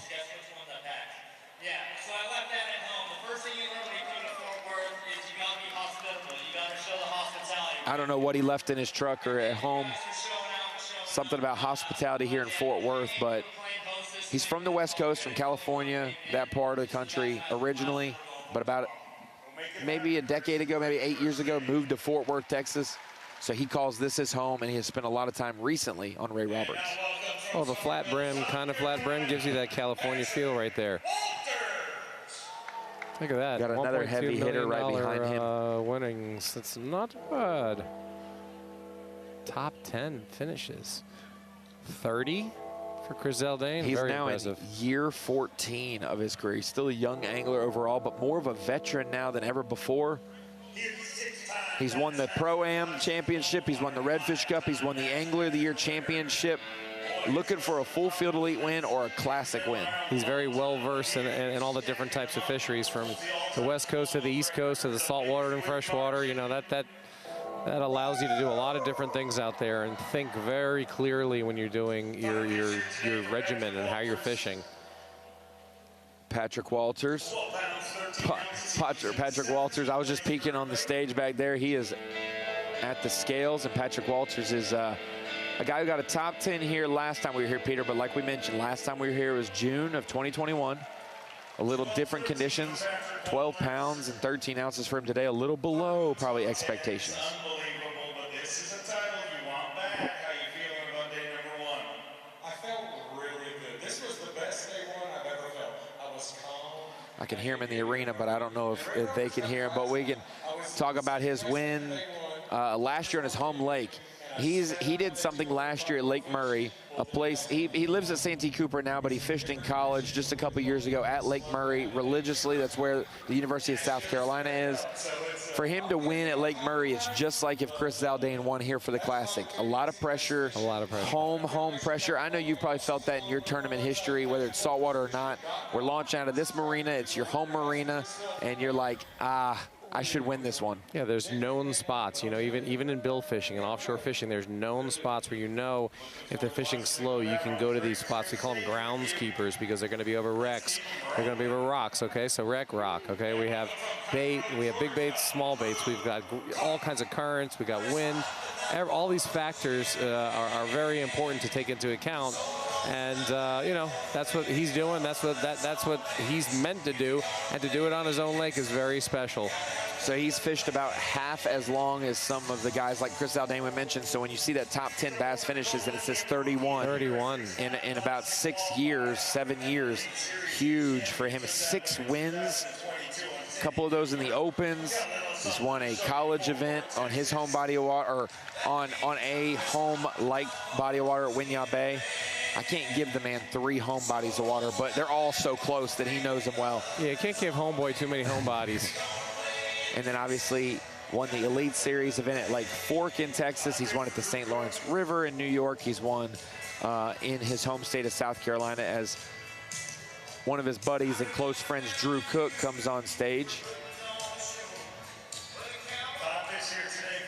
A limit for 18.6. Solid.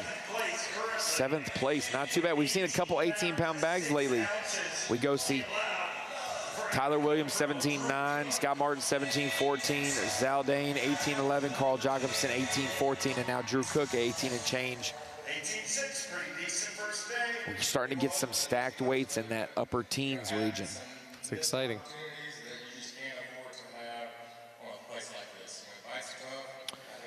He's got just as good of a track record as Walters for the most part. Top 10s, maybe not so much, but won at Santee Cooper. He's been a Rookie of the Year as well in his first season, beating out Patrick Walters and Lee Livesay, guys like that, for Rookie of the Year. He is up there with Drew Benton. Him and Drew Benton are 2 of the most premier sight fishermen we have on the Elite Series.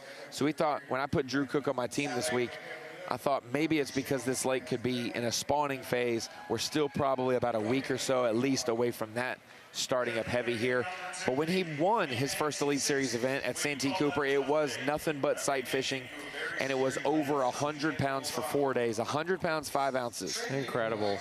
And he's got 15 top 10 finishes. That's got a lot of accolades. Very talented guy. He fished for the university, or he fished for Florida State University, FSU right there in Tallahassee. Calls the Panhandle of Florida his home. He has now since moved to Georgia. So much going on here at the Bassmaster. Drew Cook, definitely one of those anglers we expect to do well and win when he gets the chance, no doubt about it. Pumping the blue trophies. Got to get those deltoids popping, you know. Those trophies are heavy. Ronnie, I've never held one. I think I'm going to have to do that. I'm going to have to borrow somebody's. Try to do some presses with it, get We jacked. can get you one. A guy who's lifted a lot of trophies in his time, John Cox, is back in the tunnel with Andrew. Andrew, what's going on with John Cox? All right, we are back here with John Cox. John, obviously a shallow water assassin. This event kind of sets up, obviously, to play to that. We got to ask, did John Cox get to do John Cox things today? You know, I had to go a little deep today. I had to move out to about 3 feet of water and get off the bank a little bit, but it went good. We caught some fish, and I'm excited to get out there tomorrow. Great. Thanks, John.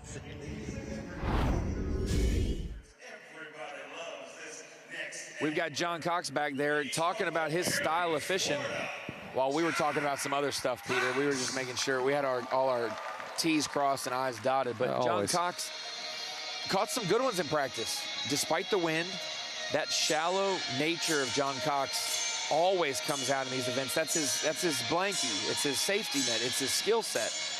As he comes into the arena, we always ask ourselves, with the Classic being in March being one of his best months, will John Cox win a Bassmaster Classic? And if he gets off to a good start today, he might have a lot more water to himself the next 2 days. And it's also about making these bites count and making these fish count. When they get next to the boat, that's the very critical moment. It's one thing to get the bite, get him to the boat, but then getting him in the boat. And a lot of guys, you know, 2, 3 fish come off at the boat.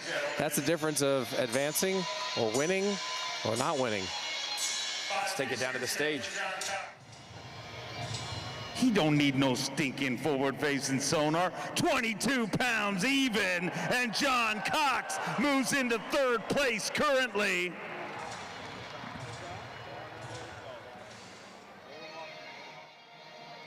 Double deuce, 22 pounds even, and John Cox is sitting in 3rd place at the 55th Bassmaster Classic.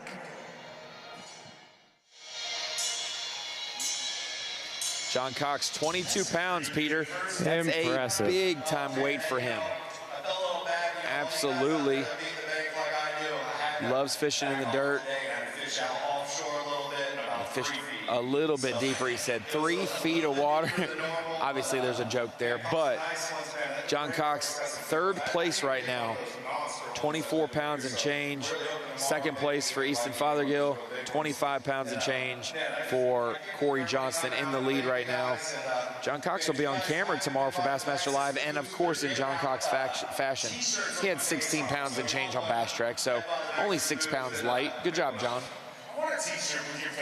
Reminds me of my son's book, Curious George. Good job, George. He always says that. That's my son's thing. He's 2.5. Good job, George.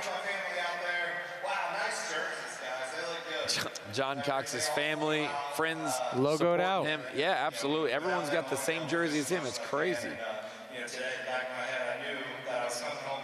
The Tin Man, they call him, because he runs and has ran an aluminum boat and not fiberglass his whole career. First, it was out of necessity because of what he could afford when he fished professionally, but now it's out of stylistically.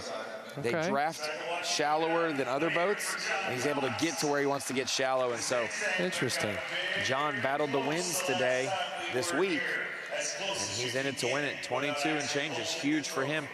We got Shane LaHue backstage in the tunnel with Andrew. Andrew, how is Shane feeling? All right, everybody, we are back here with Shane LaHue. Shane, the word that we kept hearing after practice was this was going to be a grinder of an event. Did you feel that out there today? Oh, yeah, for sure. I mean, it's pre-spawn. They're coming eventually.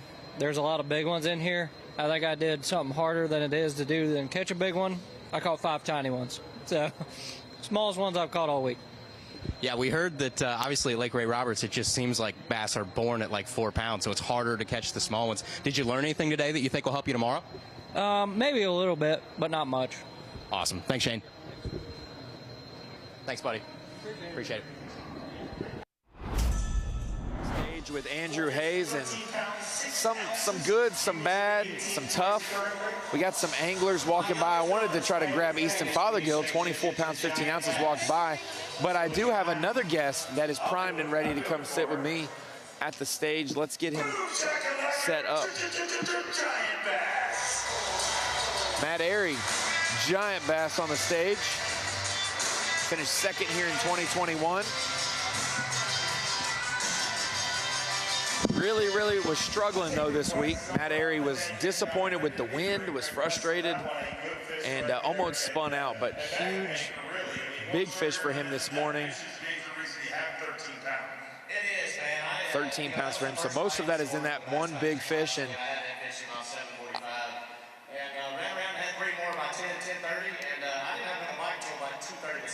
so he said he had a couple by 10:30, and then at 2 o'clock still had those same 3. I'm joined by Emil Wagner. You're the only other person this week that will win something. We got the Classic champ. I know you want to be that one. I won the other Classic. But you won the Celebrity Pro-Am with Lavelle Crawford. Congratulations on Eagle Mountain Lake. Thank you. You are a rookie on the Bassmaster Elite Series. Yes, sir. And hopefully, depending on how the rest of the season goes, you may be making your first Classic appearance next year. That's what I'm hoping. That Celebrity tournament was a lot of fun, but I don't really ever want to fish another one because that means I'm not in the Classic. But yeah, absolutely getting to be here today and watch the weigh-in. I've been to a couple of them, and I just want to fish one. So that's definitely the first goal this year. He's got Knoxville, Tennessee, and the last week of March circled on his calendar, reserved for hopefully not the Pro-Am, hopefully for the real show, the big show, the Bassmaster Classic. Emil, we've been going through the weigh-in. I've asked, I had Cliff Crochet on earlier. I just had Peter Miller. We've relieved him, and he is going to go enjoy the rest of the weigh-in. Corey Johnston resetting the scene here on All Access, and All Access for you guys joining us live on YouTube. Thank you for joining us. It's a little peek behind the curtain. We got interviews in the tunnel. We got some on-stage moments, and we got some other analysis of what's going on. Leaderboard right now, Corey Johnston, 25.9. Easton Fothergill, you wish you were 2nd place. Not yet. Easton Fothergill, 24.15. Yeah. John Cox, 22 even. Hunter Strock, 21.12. And then 21.5.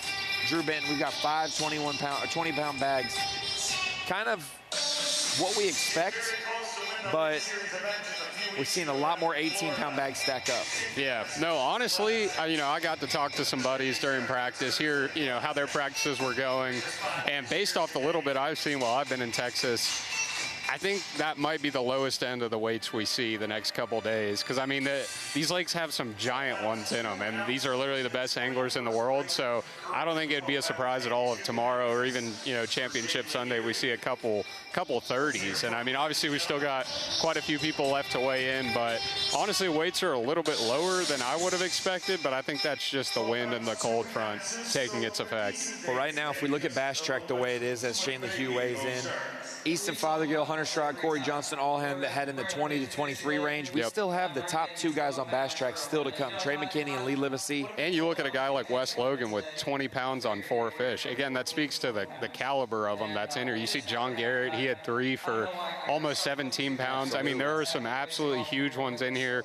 I caught a 9-pounder on Eagle Mountain the other day. Again, totally different lake, but again, Texas just has big fish.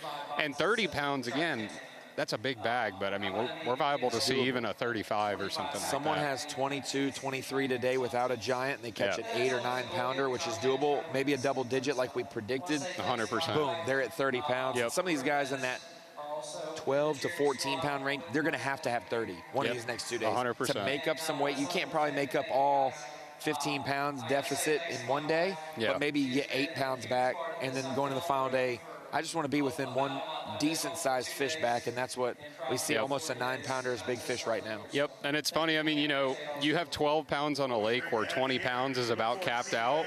You're closer to first place, yet you're further. You really don't have a chance to win it. Whereas here, you may have 12 and first is 30, but with how many big fish are in here and how much the weights are viable to flip-flop, I mean, it truly is anyone's game, as cliche as it sounds. Shane LaHue just weighed in a limit for 12-2. He's one of those guys that got 5 bites. None of them were big ones, though, really.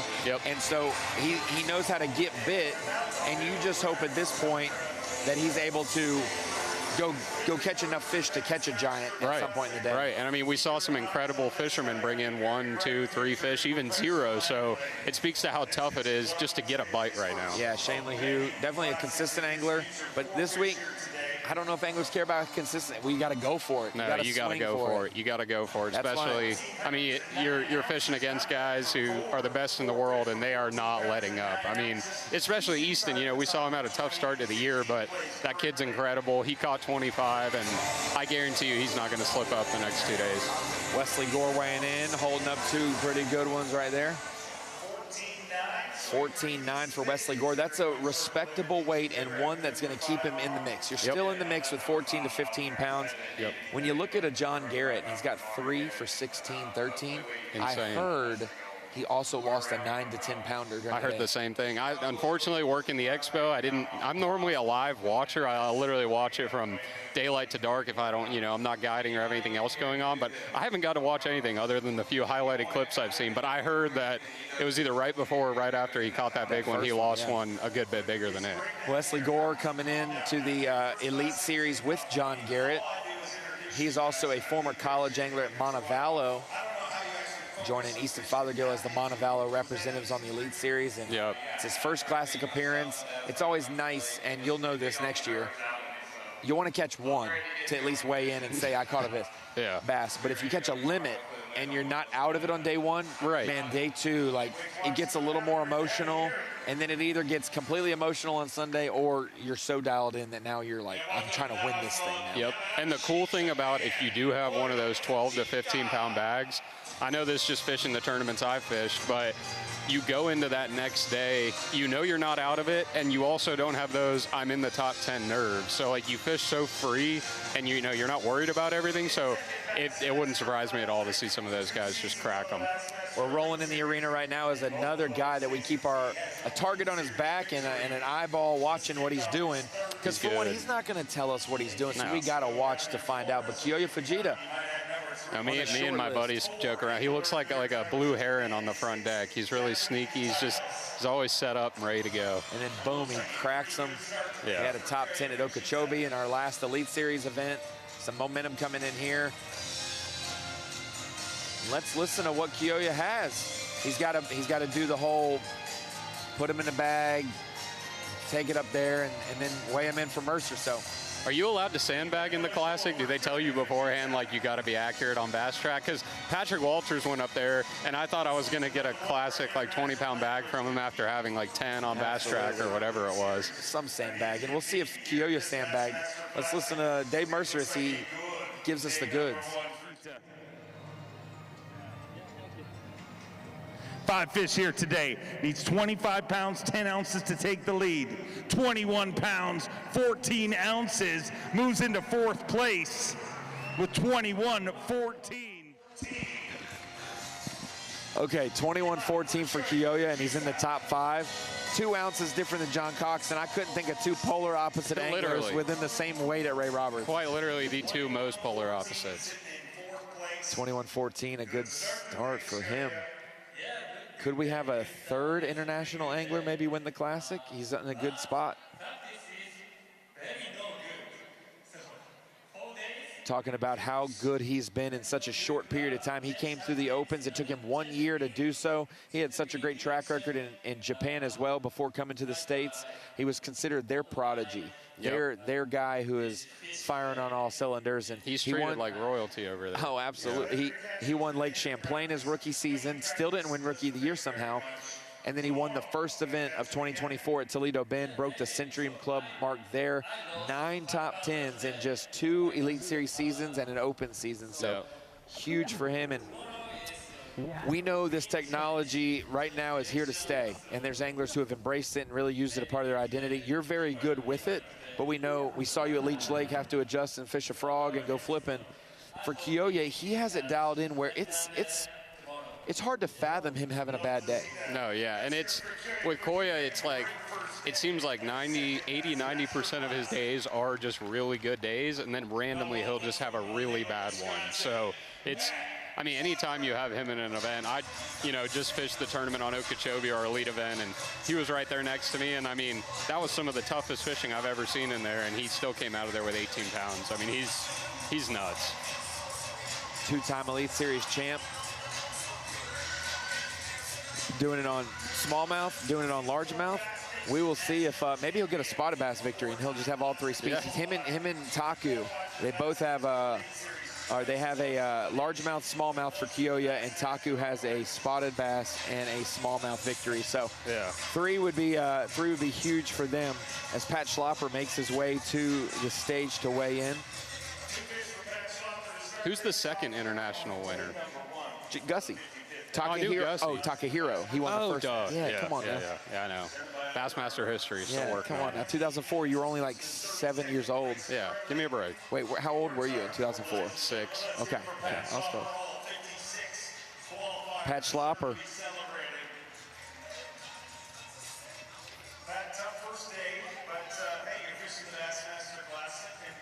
Waving to some fans. We got Nation Pat Schlopper. So Pat actually qualified for the Elite Series twice in the same year. He won the Bass Nation Championship and qualified through the Opens. Double qualifier. That's crazy to see. Wisconsin, Minnesota, they have been putting out some anglers. The upper Midwest, it's kind of starting to be like the Southeast, where he's they're all one of really those good. Sleeper, really good guys too. You know what I mean? Not real flashy or anything like that, but I mean, he's really good. You can tell just by his results. Yeah, and honestly, he's had like a couple tough events lately. Like the start of the season, not the greatest. The end of last season, not the greatest. But Pat Schlopper is one that I have a great deal of respect for, as he's tried to make no excuses. And if he's not good at something, he spends all off season as best 100%, he can working on 100%. I mean, came up, I know just from the little bit I've, heard from him, he worked at Shields his whole life, like grinded his way through there, took a shot, made it through the Nation. Like you said, I've heard him talk about the technology. Didn't grow up doing that, but embraced it and tried to figure it out. And I've always, like you said, I've always got respect for guys to where it doesn't matter if they say, whatever the rules are, no live scope, with live scope, we're fishing here, we're fishing there. It's like, don't complain about it, just go figure it out. And I agree with you on that. One of the no excuses best anglers on the Elite Series, and a guy that, I mean, if you're a young angler, mold your game to be like a Brandon Lester or like a Stetson Blaylock, because they are rock solid everywhere as Brandon Lester comes into the arena. A little bit of simple man blaring in the background, and Lester he is just a simple man, does his deal, doesn't get caught up in doc talk, doesn't get really nervous. Absolutely. I mean, I have so much admiration for him, the way he carries himself, but man, his skill set is second to none. Yeah. As he makes his way to the stage to talk to Dave Mercer.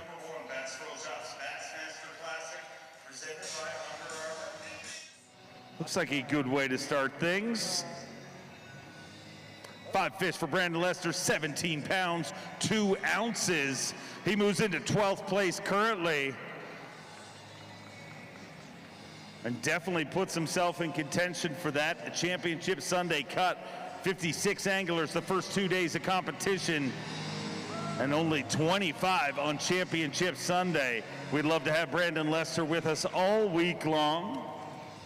17 pounds, 2 ounces. That's a great Brandon Lester, not too shabby, holding up 2 at the Bassmaster Classic.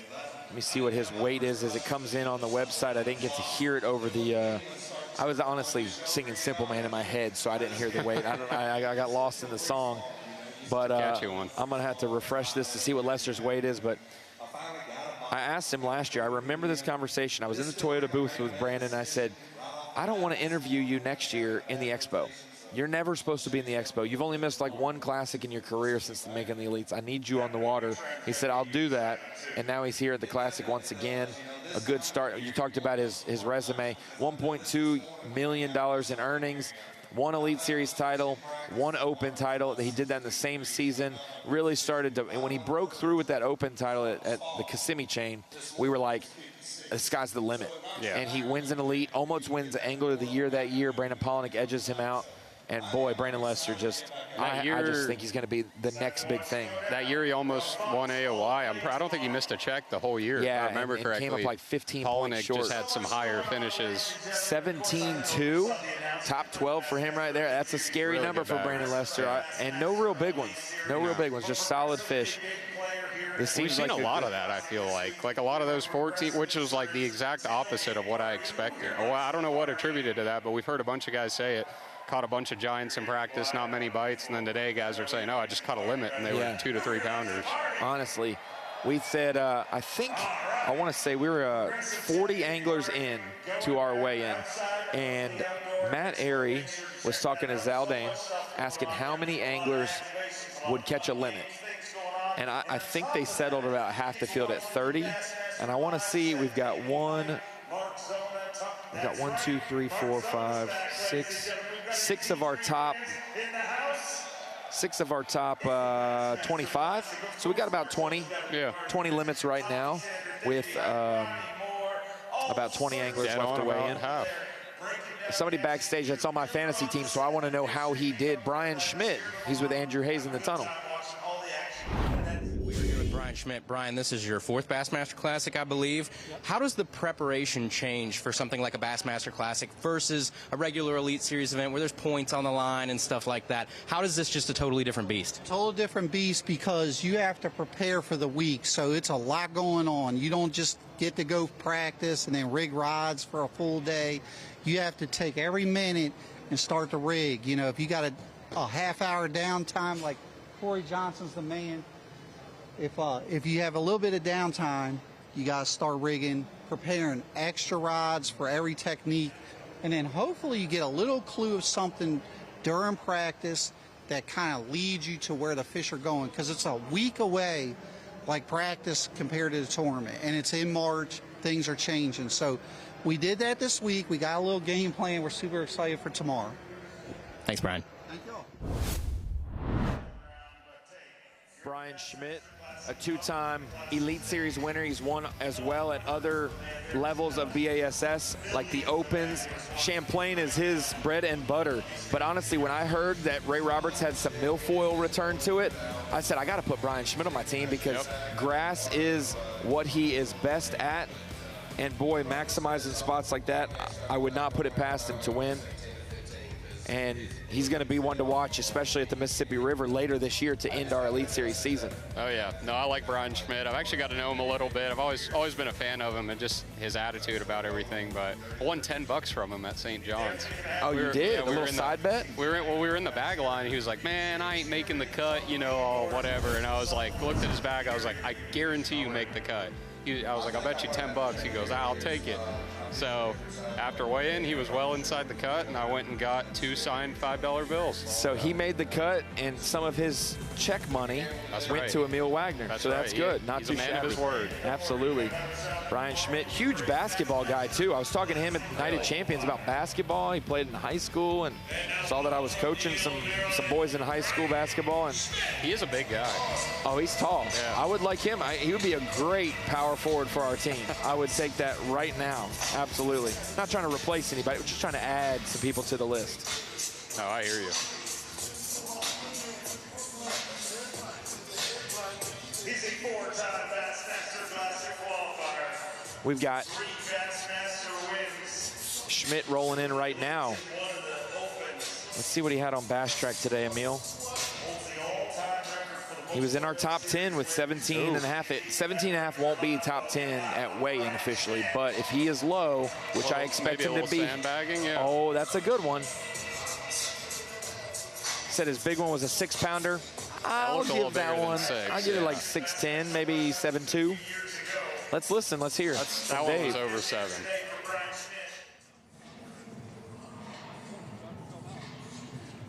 Looks like a pretty good day at the office. A good start to things. The 55th Bassmaster Classic, the Bass Pro Shops Bassmaster Classic. 5 fish, 21 pounds, 5 ounces, 21.5, and Brian Schmidt moves into 7th place currently. A good day indeed.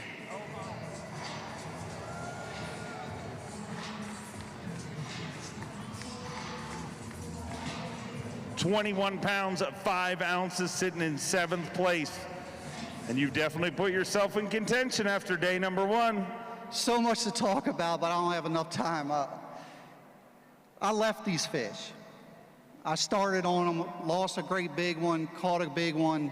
The wind got to me, I spun out, ran all around, came back in there with like an hour and a half to go and put it together. We got a home tomorrow. We're not going to run around. I feel really, really good. Left some fish out there, but we have a plan. So it's a really good feeling to, you know, stumble into that and really see the potential and know you got 2 more. Well, hopefully 2 more days indeed. I'd say sandbagged enough. About 4 pounds light on I feel Bass like Track. 4 pounds is like the max to where you're not like, all right, dude. Yeah, come on, bro. Yeah. You're doing this on purpose now. Yeah. But I don't know what the big one weighed. I don't think they weighed it because there was almost a 9-pounder weighed It in. looked But big. I would say it was closer to 7. So there's a pound and then maybe half a pound for the rest of the fish. Now he's low. I always give him if it's 1 pound. That's about as accurate as I expect y'all to be. Standard. Because that's 3 ounces per fish. Yeah. I'll give you slack on a 4.3 or a 4.0. I'll give you slack on that. But Schmidt, man, I am just he is up there in my book with Lester. I agree. Just so I agree. Does not get the love for the ability that he has. One of the Totally best. agree. Yeah, he's always got that cool, calm demeanor about him, and doesn't, you know, get real rattled or anything like that. I liked watching. He won Mississippi River, right, when he was catching them on that top water. Yes. Yeah, that was a super, super fun show to We watch. thought Chris Johnston won that tournament, and he came in and had a little bit lower. Chris Johnston was accurate, and so his sandbag there got him the victory. And then we've got another angler entering the arena, Jeremiah Kendi. I'm just going to say, shout out to Benton, Arkansas. Him and Stetson Blake. Like, we got 2 anglers from the same town, right down the street from the studio, in his first Bassmaster Classic.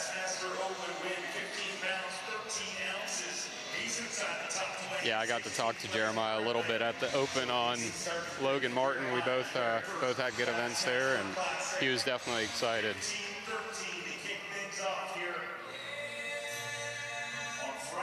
Well, he made it here through the Opens. He planned to only fish 1 Open, Emil, last year. I remember. Signed up for Ouachita. Yep. But if you fish the whole division, you go to the Classic. So this is the starting event of the season right down the street from his house. He wins it and says, you know, I'll take some of that prize money and I'll sign up for the other 2 so I can go to the Classic. And he almost won the others at Logan Martin. He was in the top 10 with you. I know.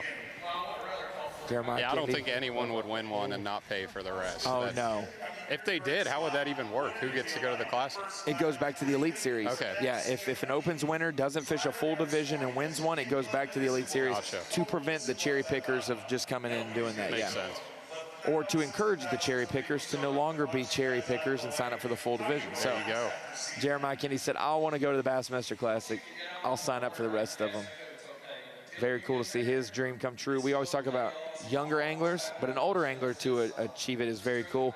We got an angler on Bass Track with 4 fish, Wes Logan. Maybe he has 4, maybe he has 5. He's in the tunnel with Andrew. Sweet. All right, everybody, we are here with Wes Logan. Wes, what worked out there today? I just saw a little peek. I think you had a pretty decent day. We're not going to spoil anything here, but what was working out there? Yeah, I'll be honest with you, it is tough out there, but it seems like the way I'm fishing, like if I get a bite, it's a really good fish, and I just really had to slow down. I was fishing around a lot of guys, and they were kind of zooming around in that area, and I just kind of slowed down and hunkered down. I knew the fish were there, or knew there was some fish in the area, and I got 4 bites. But I really never got the 5th bite. So, I mean, I don't know if I need to go back into that area or try and expand on it. But I feel like I figured out a way to get them to bite if I can get around some. Do you think it's going to help you tomorrow at all, knowing what you know from today? I think so, but I do think I'm going to have to move areas because it got a lot of pressure today. And there's not that many fish in this place to begin with. But, again, like if I can get a bite, if I can get enough bites in this tournament, I feel like I really do have a chance. Thanks, Wes. Thank you, man. Emil Wagner, 4 bass, 4 bites for Wes Logan. He got all 4 of them, and he's going to have a good bag, but it's one of those deals that, hey, this was the best it was going to get today, and he's a former Elite Series champion on his home body of water, Neely Henry. He was poised coming into this, but he knew that I'm not going to get a lot of bites. He only got 4, landed all 4, but now it's kind of back to the chalkboard. What do you do tomorrow? Right. I mean, he knows he's around the right one, so I'm sure he's not going to change much up. And if I had to guess, he probably did have a 5th one on at some point, or at least a bite he didn't connect with. We saw him catch like a 30-pound catfish as well on live, so he did get 5 bites today. One of them doesn't count. I think Robbie Floyd wanted to take it home and cut the sides off that thing when he was boat to boat with Wes Logan. But Wes deemed the little ball of hate because he hates to lose, and so he's going to be exactly like Wes Logan's personality. A little PO'd backstage and somewhat blessed and humbled by the outcome. 4 that are probably going to be good weight for him, but not a limit. Another guy who's been putting in a lot of work in the opens, Kyle Austin, winning on his home body of water last year at Santee Cooper to make his first classic. It's always a great feeling, and he came up close to making the Elite Series, but short just a couple years ago, and now That's like he's easy to root for. You know, he's been getting after it for a long time, and clearly works really hard guiding at home. You know, I can kind of relate to that. So easy dude to cheer on. He might be the only guy happy to catch a catfish this week because he does that every day at Santee Cooper. I know. Speaking of Wes Logan, we talked to him backstage with Andrew Hayes. He's pulling into the arena right now, up to the stage. We'll see what those 4 fish weigh. And as you realize and the day is done, your last cast is made, you hope that those 4 weigh heavier than you thought, because you're like, I left some meat on the plate. 4 fish for him. Let's see what Mercer I'm going to declares go it. 22-3. 22-3. Dang, 29. Hey, pretty accurate. Like 5 20 ounces pounds, off. 9 ounces. So he had 20 pounds, 5 ounces on Bass Track. I'll give him 4 ounces. He's probably going to win the Lucky Dog Award or whatever we call it for being the closest on Bass Track. I'll never win that. I'll go ahead and tell you right now. Man, another 20-pound bag, but this one made of just 4 fish. Wonder if he had all 5s.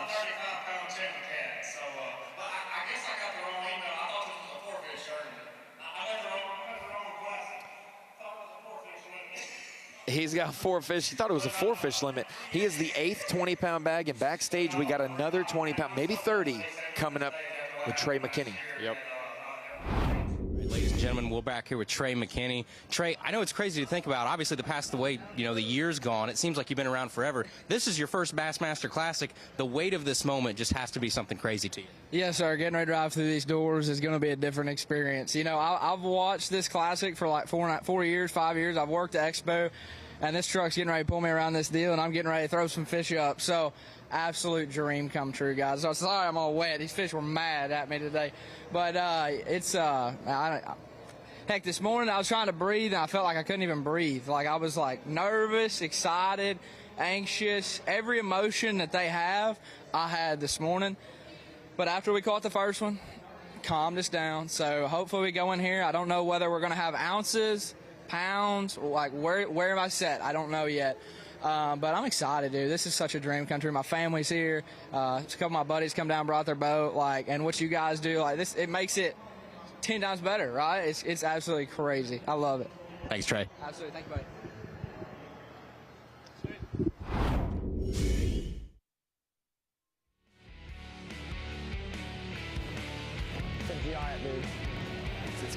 It's gonna be incredible for him to experience for the first time, and we got to see it all go down this morning. Fishing in the timber, kind of looked like Lake Fork and what happened last year. He caught him early, and then boy, he did not let up. It seemed like every fish that he hooked up with was a big one.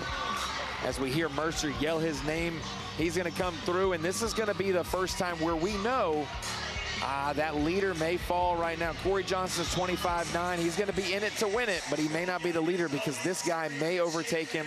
Had 26 pounds plus on Bass Track, but we will make it official in just a moment as Trey McKinney comes in for his first Bassmaster Classic.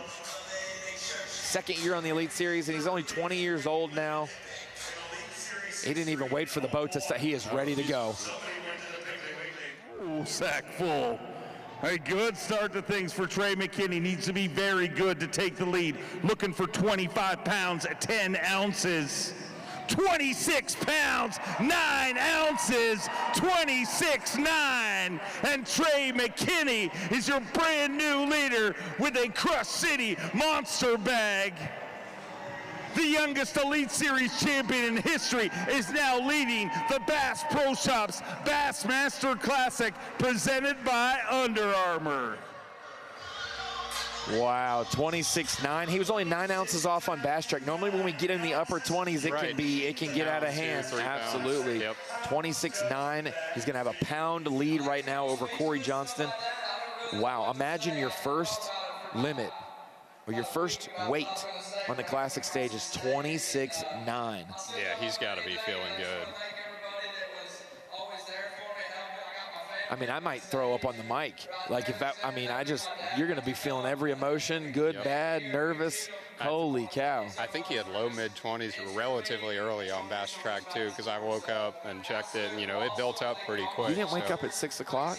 Heck no. What time? Heck no. 9? It's a little later than I wanted it to be. We had a long night last night. So. 26.9 for Trey McKinney. We mentioned it. We'll take another look at his day as well. Catching him on an unknown bait because he hid this better than I've seen anyone hide a bait in the last 5 years on Bass Live. Turned around. He's not that wide. He's real skinny, and we still couldn't get a peek at what that bait was. But fishing in the timber. You couldn't tell what it was? We couldn't tell at all what it was. He hit it so well, unhooking it and everything, and it was down in the mouth every time. We know what that one is. A little bit of jerk pause there for him. There was one bait he hid though, secretly. Okay, I didn't. It must be the bait that Dylan Nutt had. No, for real, it must be the bait that Dylan Nutt has. I don't know. There's a couple guys that absolutely are catching them. Trey McKinney. He's been on Bassmaster Live now. This will be his 5th straight day. All 4 days at Okeechobee, first 2 days of the Classic, and he's basically been the first person to 20 pounds every day as well on camera when he's caught 20. Yep. And he's followed up by a giant in the sport. Greg Hackney's coming up to the weigh-in stage now. You go from 1 Classic appearance for Trey McKinney to 19 for Greg Hackney. Yeah. Everybody loves the Hack Attack. Fishing real shallow this morning. Said I got to get a bite an hour. If I can get 1 bite an hour, we'll be in a good spot. I'll know what to do tomorrow. Be nice to see him catch him here too. I know he's probably not super happy with how his year started. Looking at the bag, I'm going to say 16 to 17. Looked about right. Okay, 17 pounds, 6 ounces. Did you peek at Bass Track? 15th place currently with 17.6. 17.6 for Greg Hackney, and another guy we keep our eye on, Jay Shakur. He's back with Andrew in the tunnel right now. right, ladies and gentlemen, we are back here behind the stage with Jay Shakurit. Jay, it looked like you had a good day. Again, one of the things we keep hearing is that this is just a tournament where you're trying to find like 5-6 bites a day, and that's it. It is not a number of bites game. Did you experience that today? 100%. I mean, to be honest with you, it's actually pretty brutal. I mean, I went an hour and a half, 2 hours without getting bit today. You know, in the back of your mind, you're like, you need to be somewhere else. You need to be somewhere else. The next thing you know, you get that bite. You're like, okay, I should stay. And then another hour and a half goes by, and you're like, I need to leave again. And then you actually don't catch another one. So you're like, gosh. But, yeah, it's really just a mental battle out there, just staying with it all day, because you never know in the last 5 minutes could be that 6-pounder that you need. Well, real simple question. That could be the, I guess, $300,000 question. Were they good bites? 3 of them were. 3 good bites, 2 babies. So tomorrow we need 5 of those. Awesome. Thanks, Jay. Yeah, thank you. Sneaky, sneaky, sneaky for the likes of Jay Shakurit. 3 good bites, 2 okay bites. Yep. He had 17 on Bass Track. Now the question is, how low was his Bass Track? Because Jay's low. Him talking, I feel like it's 21. Like, you know? I don't know if it's that low, but I know just from, we were in weigh-in line together. Whenever he had 25 at St. John's, I was like, what do you got? He's like, I got 21. So he's about 4 pounds off there. Well, Jay is rolling through. We got a couple guys left. So it says on the leaderboard on Bassmaster.com 45, but I think we have 2 or 3 anglers who have came across the stage with 0. So we're probably in that 48 range. So 8 anglers left to weigh in, counting Jay Shakurit, who's coming across the stage right now with 3 good ones and 2 okay fish. We'll see if that gets him in the 20-pound club. If it does, he would be the 10th angler to be 20 pounds, which would be the camera cut line. Yep. Hands him off to Chris Bowes. No, I think they'll go 20. Give me 21. Oh, you don't think he's going to be low? 6 pounds. Oh, my God. 6.5 pounds low on Bass Track. I'm telling you, he hit me with the sandbagging at Okeechobee. I knew we were about to get it. I didn't know it'd be 6 pounds off. Unbelievable. No, he is really good. 23-7, sitting in 4th place right now. What is it? Some big-time accolades for a guy who's in his 4th year on the Elite Series, I believe. Obviously coming through the Opens. He won 2 times on the Opens as a co-angler. I think he won at Grand Lake and Neely Henry. And then he goes and wins at the St. Lawrence River. He won an Open this year, or last year on St. Clair. And we talked about, obviously, those Opens wins from the back of the boat. Shakurit's one of those guys that different skill set than maybe Lester and Schmidt, but still, like, I have no idea how good this guy could be. Yeah.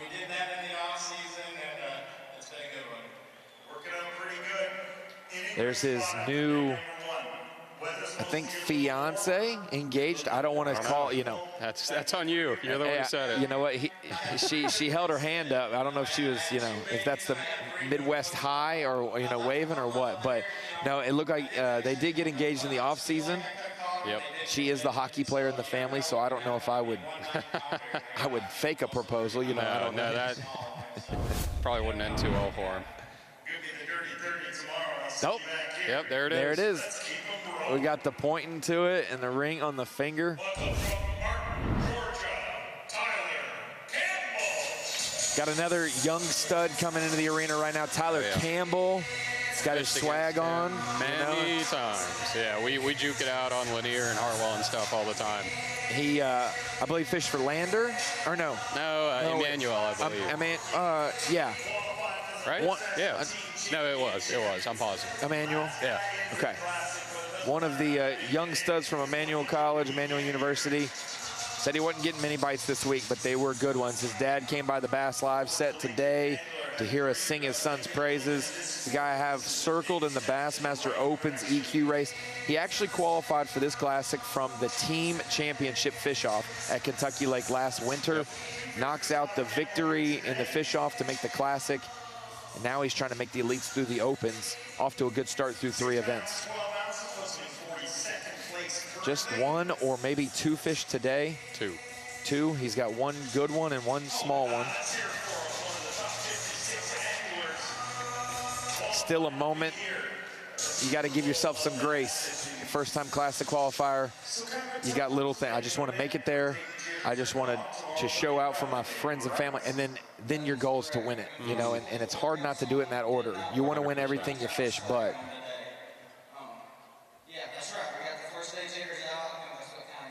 little jitters, he says. Ooh, see, we said there would be someone today that would lose more fish weight-wise than they caught and weighed in. Said he had two great big ones, the same size as the big one he held up. Get off. If you have that, Emil, then Tyler Campbell will have that 18, 19-pound range probably with 4 fish. I bet there was several of those, if we're being honest. When you take all the wood into account and stuff, I mean, they're fishing around some pretty nasty cover. I mean, it doesn't matter if you've got your setup dialed in and all the best hooks, whatever. Some of them just come off. 6 anglers to go, and we've got a Canadian, the youngest Canadian in our field, Cooper Gallant. I guess he's like the nephew of the Johnston brothers, you know, the brother of Evan Kung maybe, because they're all from the same neck of the woods. Yeah. Cooper Gallant coming in for the Bassmaster Classic. He won a Century Club belt in this state last year at Lake Fork. How old is Cooper? He was a senior in high school in 2015 because I met him at the high school championship on Kentucky Lake. So he's probably like 28, 29, something like that. I think so. Maybe he wasn't a senior. Maybe he was 26. Let me look it up. Only 1 fish for Cooper Gallant today. Let me look up Coop. Not the finish you want to have after day 1. But he is one of the 56 that can say, hey, I made it to the Bassmaster Classic. Heck yeah. He's got Monster as a title sponsor now. Yeah. I mean, that's freaking cool. I hope we get more of that, honestly. They were in the outdoor tailgate today. Yeah. We saw them set up, giving out samples. I was wondering why everybody went from walking to running, because they were all fired up today. 27 years old, we'll clarify that. Young angler overall, but honestly old. He's above that Elite Series average. 26, I don't want to hear that.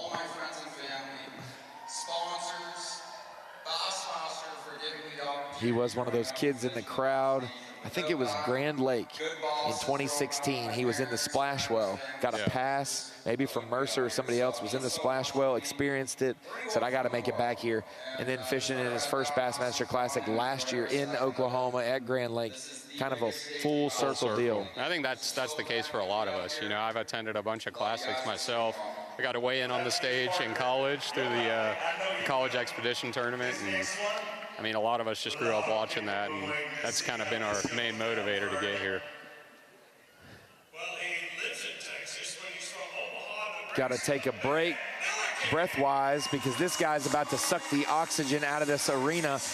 Ben Milliken, and people are wondering, and I'm wondering as well, his Bass Track stopped registering at 10 a.m. and he only had 1 fish. Oh, really?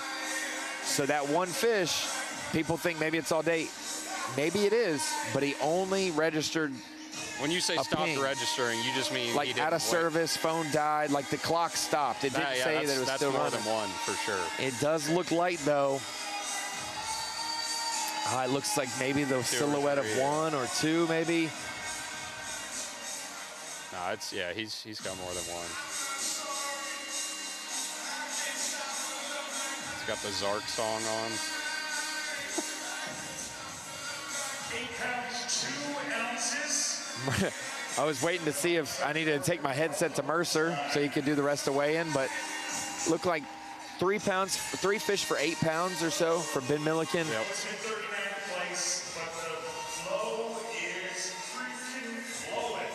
Do you actually know the average Elite Series age?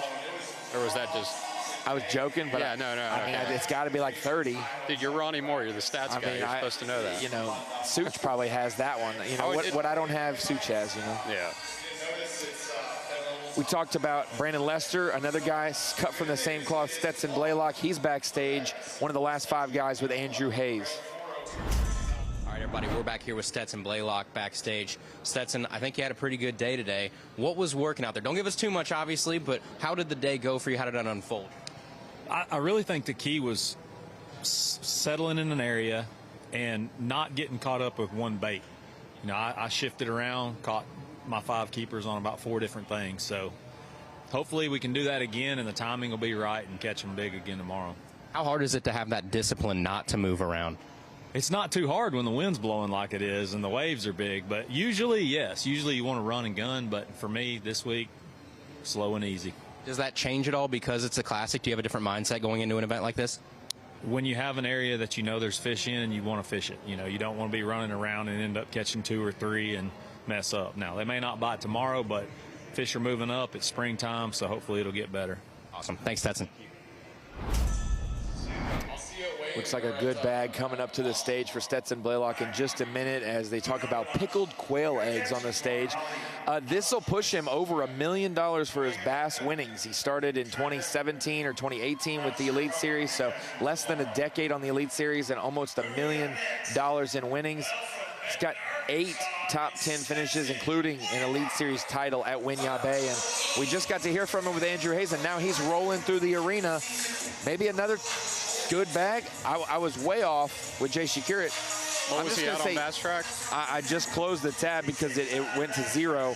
I want to say it was a decent weight, but in that 17 to 18 range. Maybe he breaks 20. He seems like more of a straight on Bass Track kind of guy to me. I'm going to go he's no more than a pound. 14-12 on Bass Track for him. I was a little high on where I thought, but 14-12. I'm gonna say 16.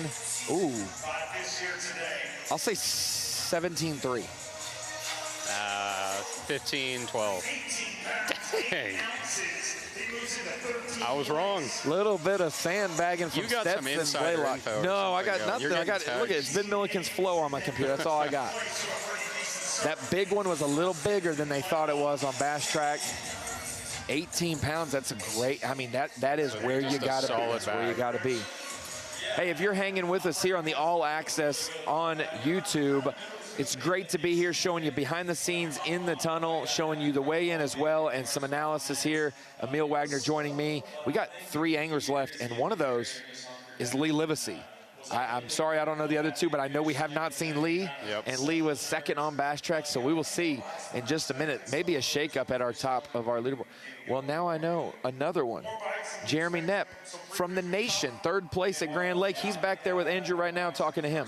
Yep. All right, everybody, we are back here with Jeremy Knapp. Jeremy, you are one of our Bass Nation qualifiers here. In your wildest dreams, did you ever imagine you'd be about to go out and weigh in at the Bassmaster Classic? No, this is it's a dream come true for sure. I mean, it's something that I've worked for and finally made it. I mean, it's a blessing. When did it actually hit you that this was going to happen? Was it obviously when you qualified? Was it when you took off this morning? Has it not quite hit you yet and you're about to go hit the stage? Honestly, yesterday when we did a walkthrough, we walked through the curtain, and that's when it all set in. That's awesome. Thank you. Appreciate it, bud. Jeremy Knapp, 3rd place in the Bass Nation Championship from Indiana, adding that state to the Classic roster this year. Congratulations to the whole Knapp family. I heard the DJ on the outdoor tailgate talking about Jeremy Knapp. I think his family was hanging around the outdoor tailgate today. Very cool, the fact that you can qualify for the Classic from the College Series, from the Opens, obviously from the Elite Series, and from the Nation and the Team Championship. Those grassroots pathways are so awesome, and to see an Indiana angler be able to make it through the Bass Nation, 3rd place. 100%. Limit for him for 17-4. Showing out. Yeah, there's a way to make it however you want to do it. It may not be the easiest path, but there's a path. 17-4 for Jeremy Knapp. Not too shabby at all. 18th place. That cut line's pretty solid, honestly. Man, there's a gap from 10th to 11th by about almost 2 pounds, from 20.5 to 18.75. But from 11th to 21st, it's all 2 pounds. I mean, it's the same gap from one spot as it is 10 more spots. I'm liking the guys that are in that 16 range. John Garrett's going to be the one that's, man, right there. Yeah. We said Lee Livesay was one of the guys back there, Jeremy Knapp, obviously, and now Kyle Patrick, Andrew Hayes talking to him as we wrap up our weigh-in. obviously practice being what it was, and this lake being such a treacherous terrain with all of the standing timber and everything that's in this lake, you know, how hard did it make it to navigate out there today? And looking at the side of your boat, I think I might know the answer. Yeah, it was brutal. It's funny, like, it's windy, it's cold, waves are blowing in your face, and I was actually idling through a creek, and they've got like giant metal bridge pylons standing up, fence posts, and I'm hitting them. So not easy, but, you know, I think that's what makes it, you know, good for fishing, because there's a lot of timber and stuff that, you know, you can fish. But anyway, I'm about to go away into the Bassmaster Classic. Thank you. Congrats. Well, I heard he's got a gash on the underside of his boat from some rebar. Ooh. It'll take a little bit more than just a Band-Aid to fix that, but I know the service crew, if he needs attention, I don't know if he's taking on water. I don't know. But that's a common occurrence at timber. 10-14. 10-14 will be below the cut line right now. Right now, the cut line sitting at just under 15 pounds. Right, so he catches 20 tomorrow, and he can right make slide in and catch a big bag or something like that. But right now, I'm a little shocked. We're only about 12 pounds from the leader to 25th. I thought it would be a little bit more. 12 pounds is pretty doable, especially with 2 more days to go. You chop it in half, and you chop it in half again. You're tied going in the final weigh-in. Yep.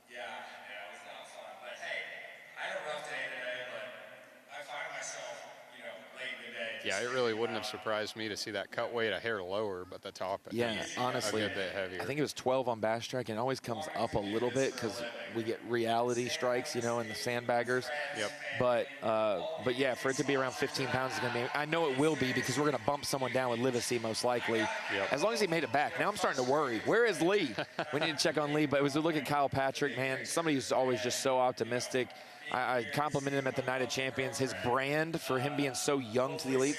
He does a great job. He's got his niche, and he has somehow been one of the least hated rookies. There's a lot of rookies getting some hate, and a lot of veterans. What do you mean? I mean, yeah, you know, it comes with the territory. You know, we all get hazed, whether it's Bassmaster Live hazing me or the elites hazing y'all. You know? Yep.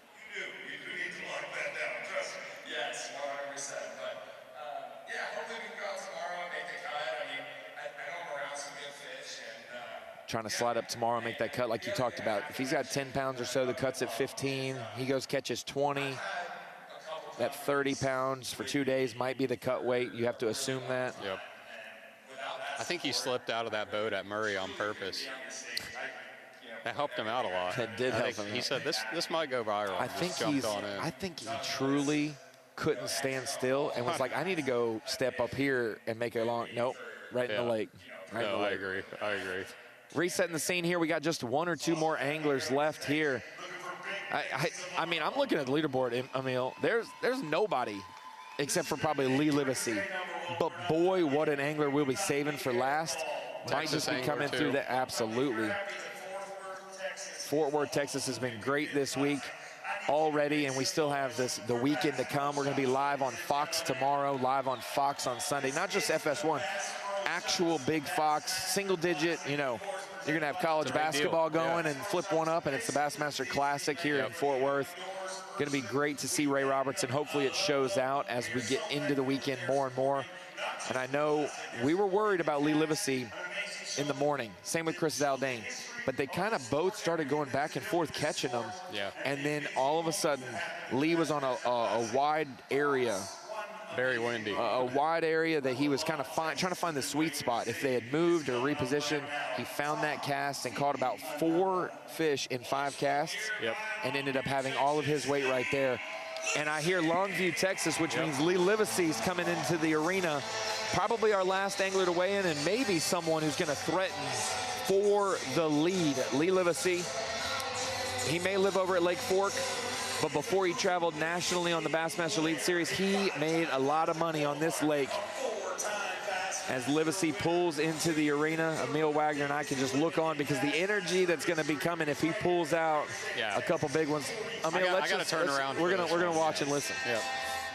Desperately love to hoist that title right here in front of his home state crowd.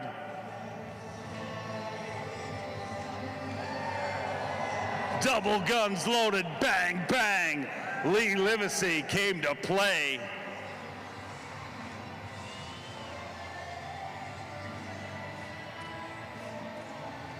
Rolling out to a little Whiskey Myers, which just happens to be one of his many cool sponsors. Let's hear it for Lee Livesay, ladies and gentlemen.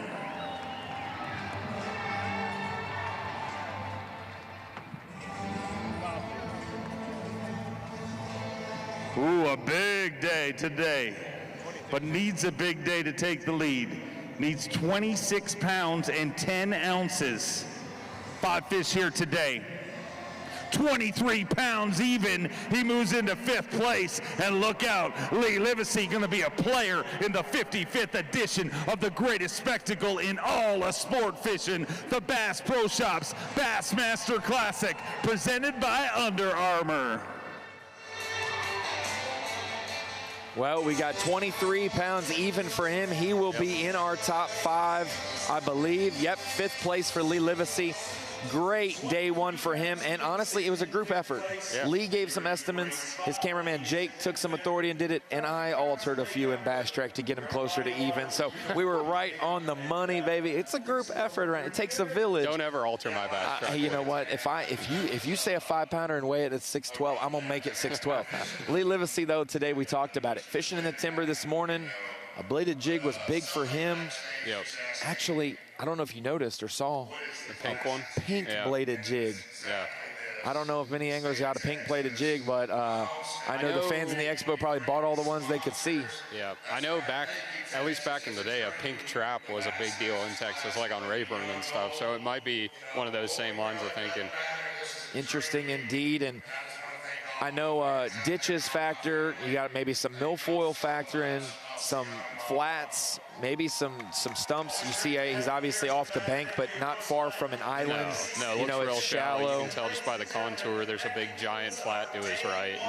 And a big deal is we had west wind, east wind, north wind in practice, and south wind today. So it may make these fish, especially on a grass line, reposition on a different edge for sure. It took him a little while to figure it out, but boy, that flurry today, he'll be thankful for that as he rolls out in our top 5.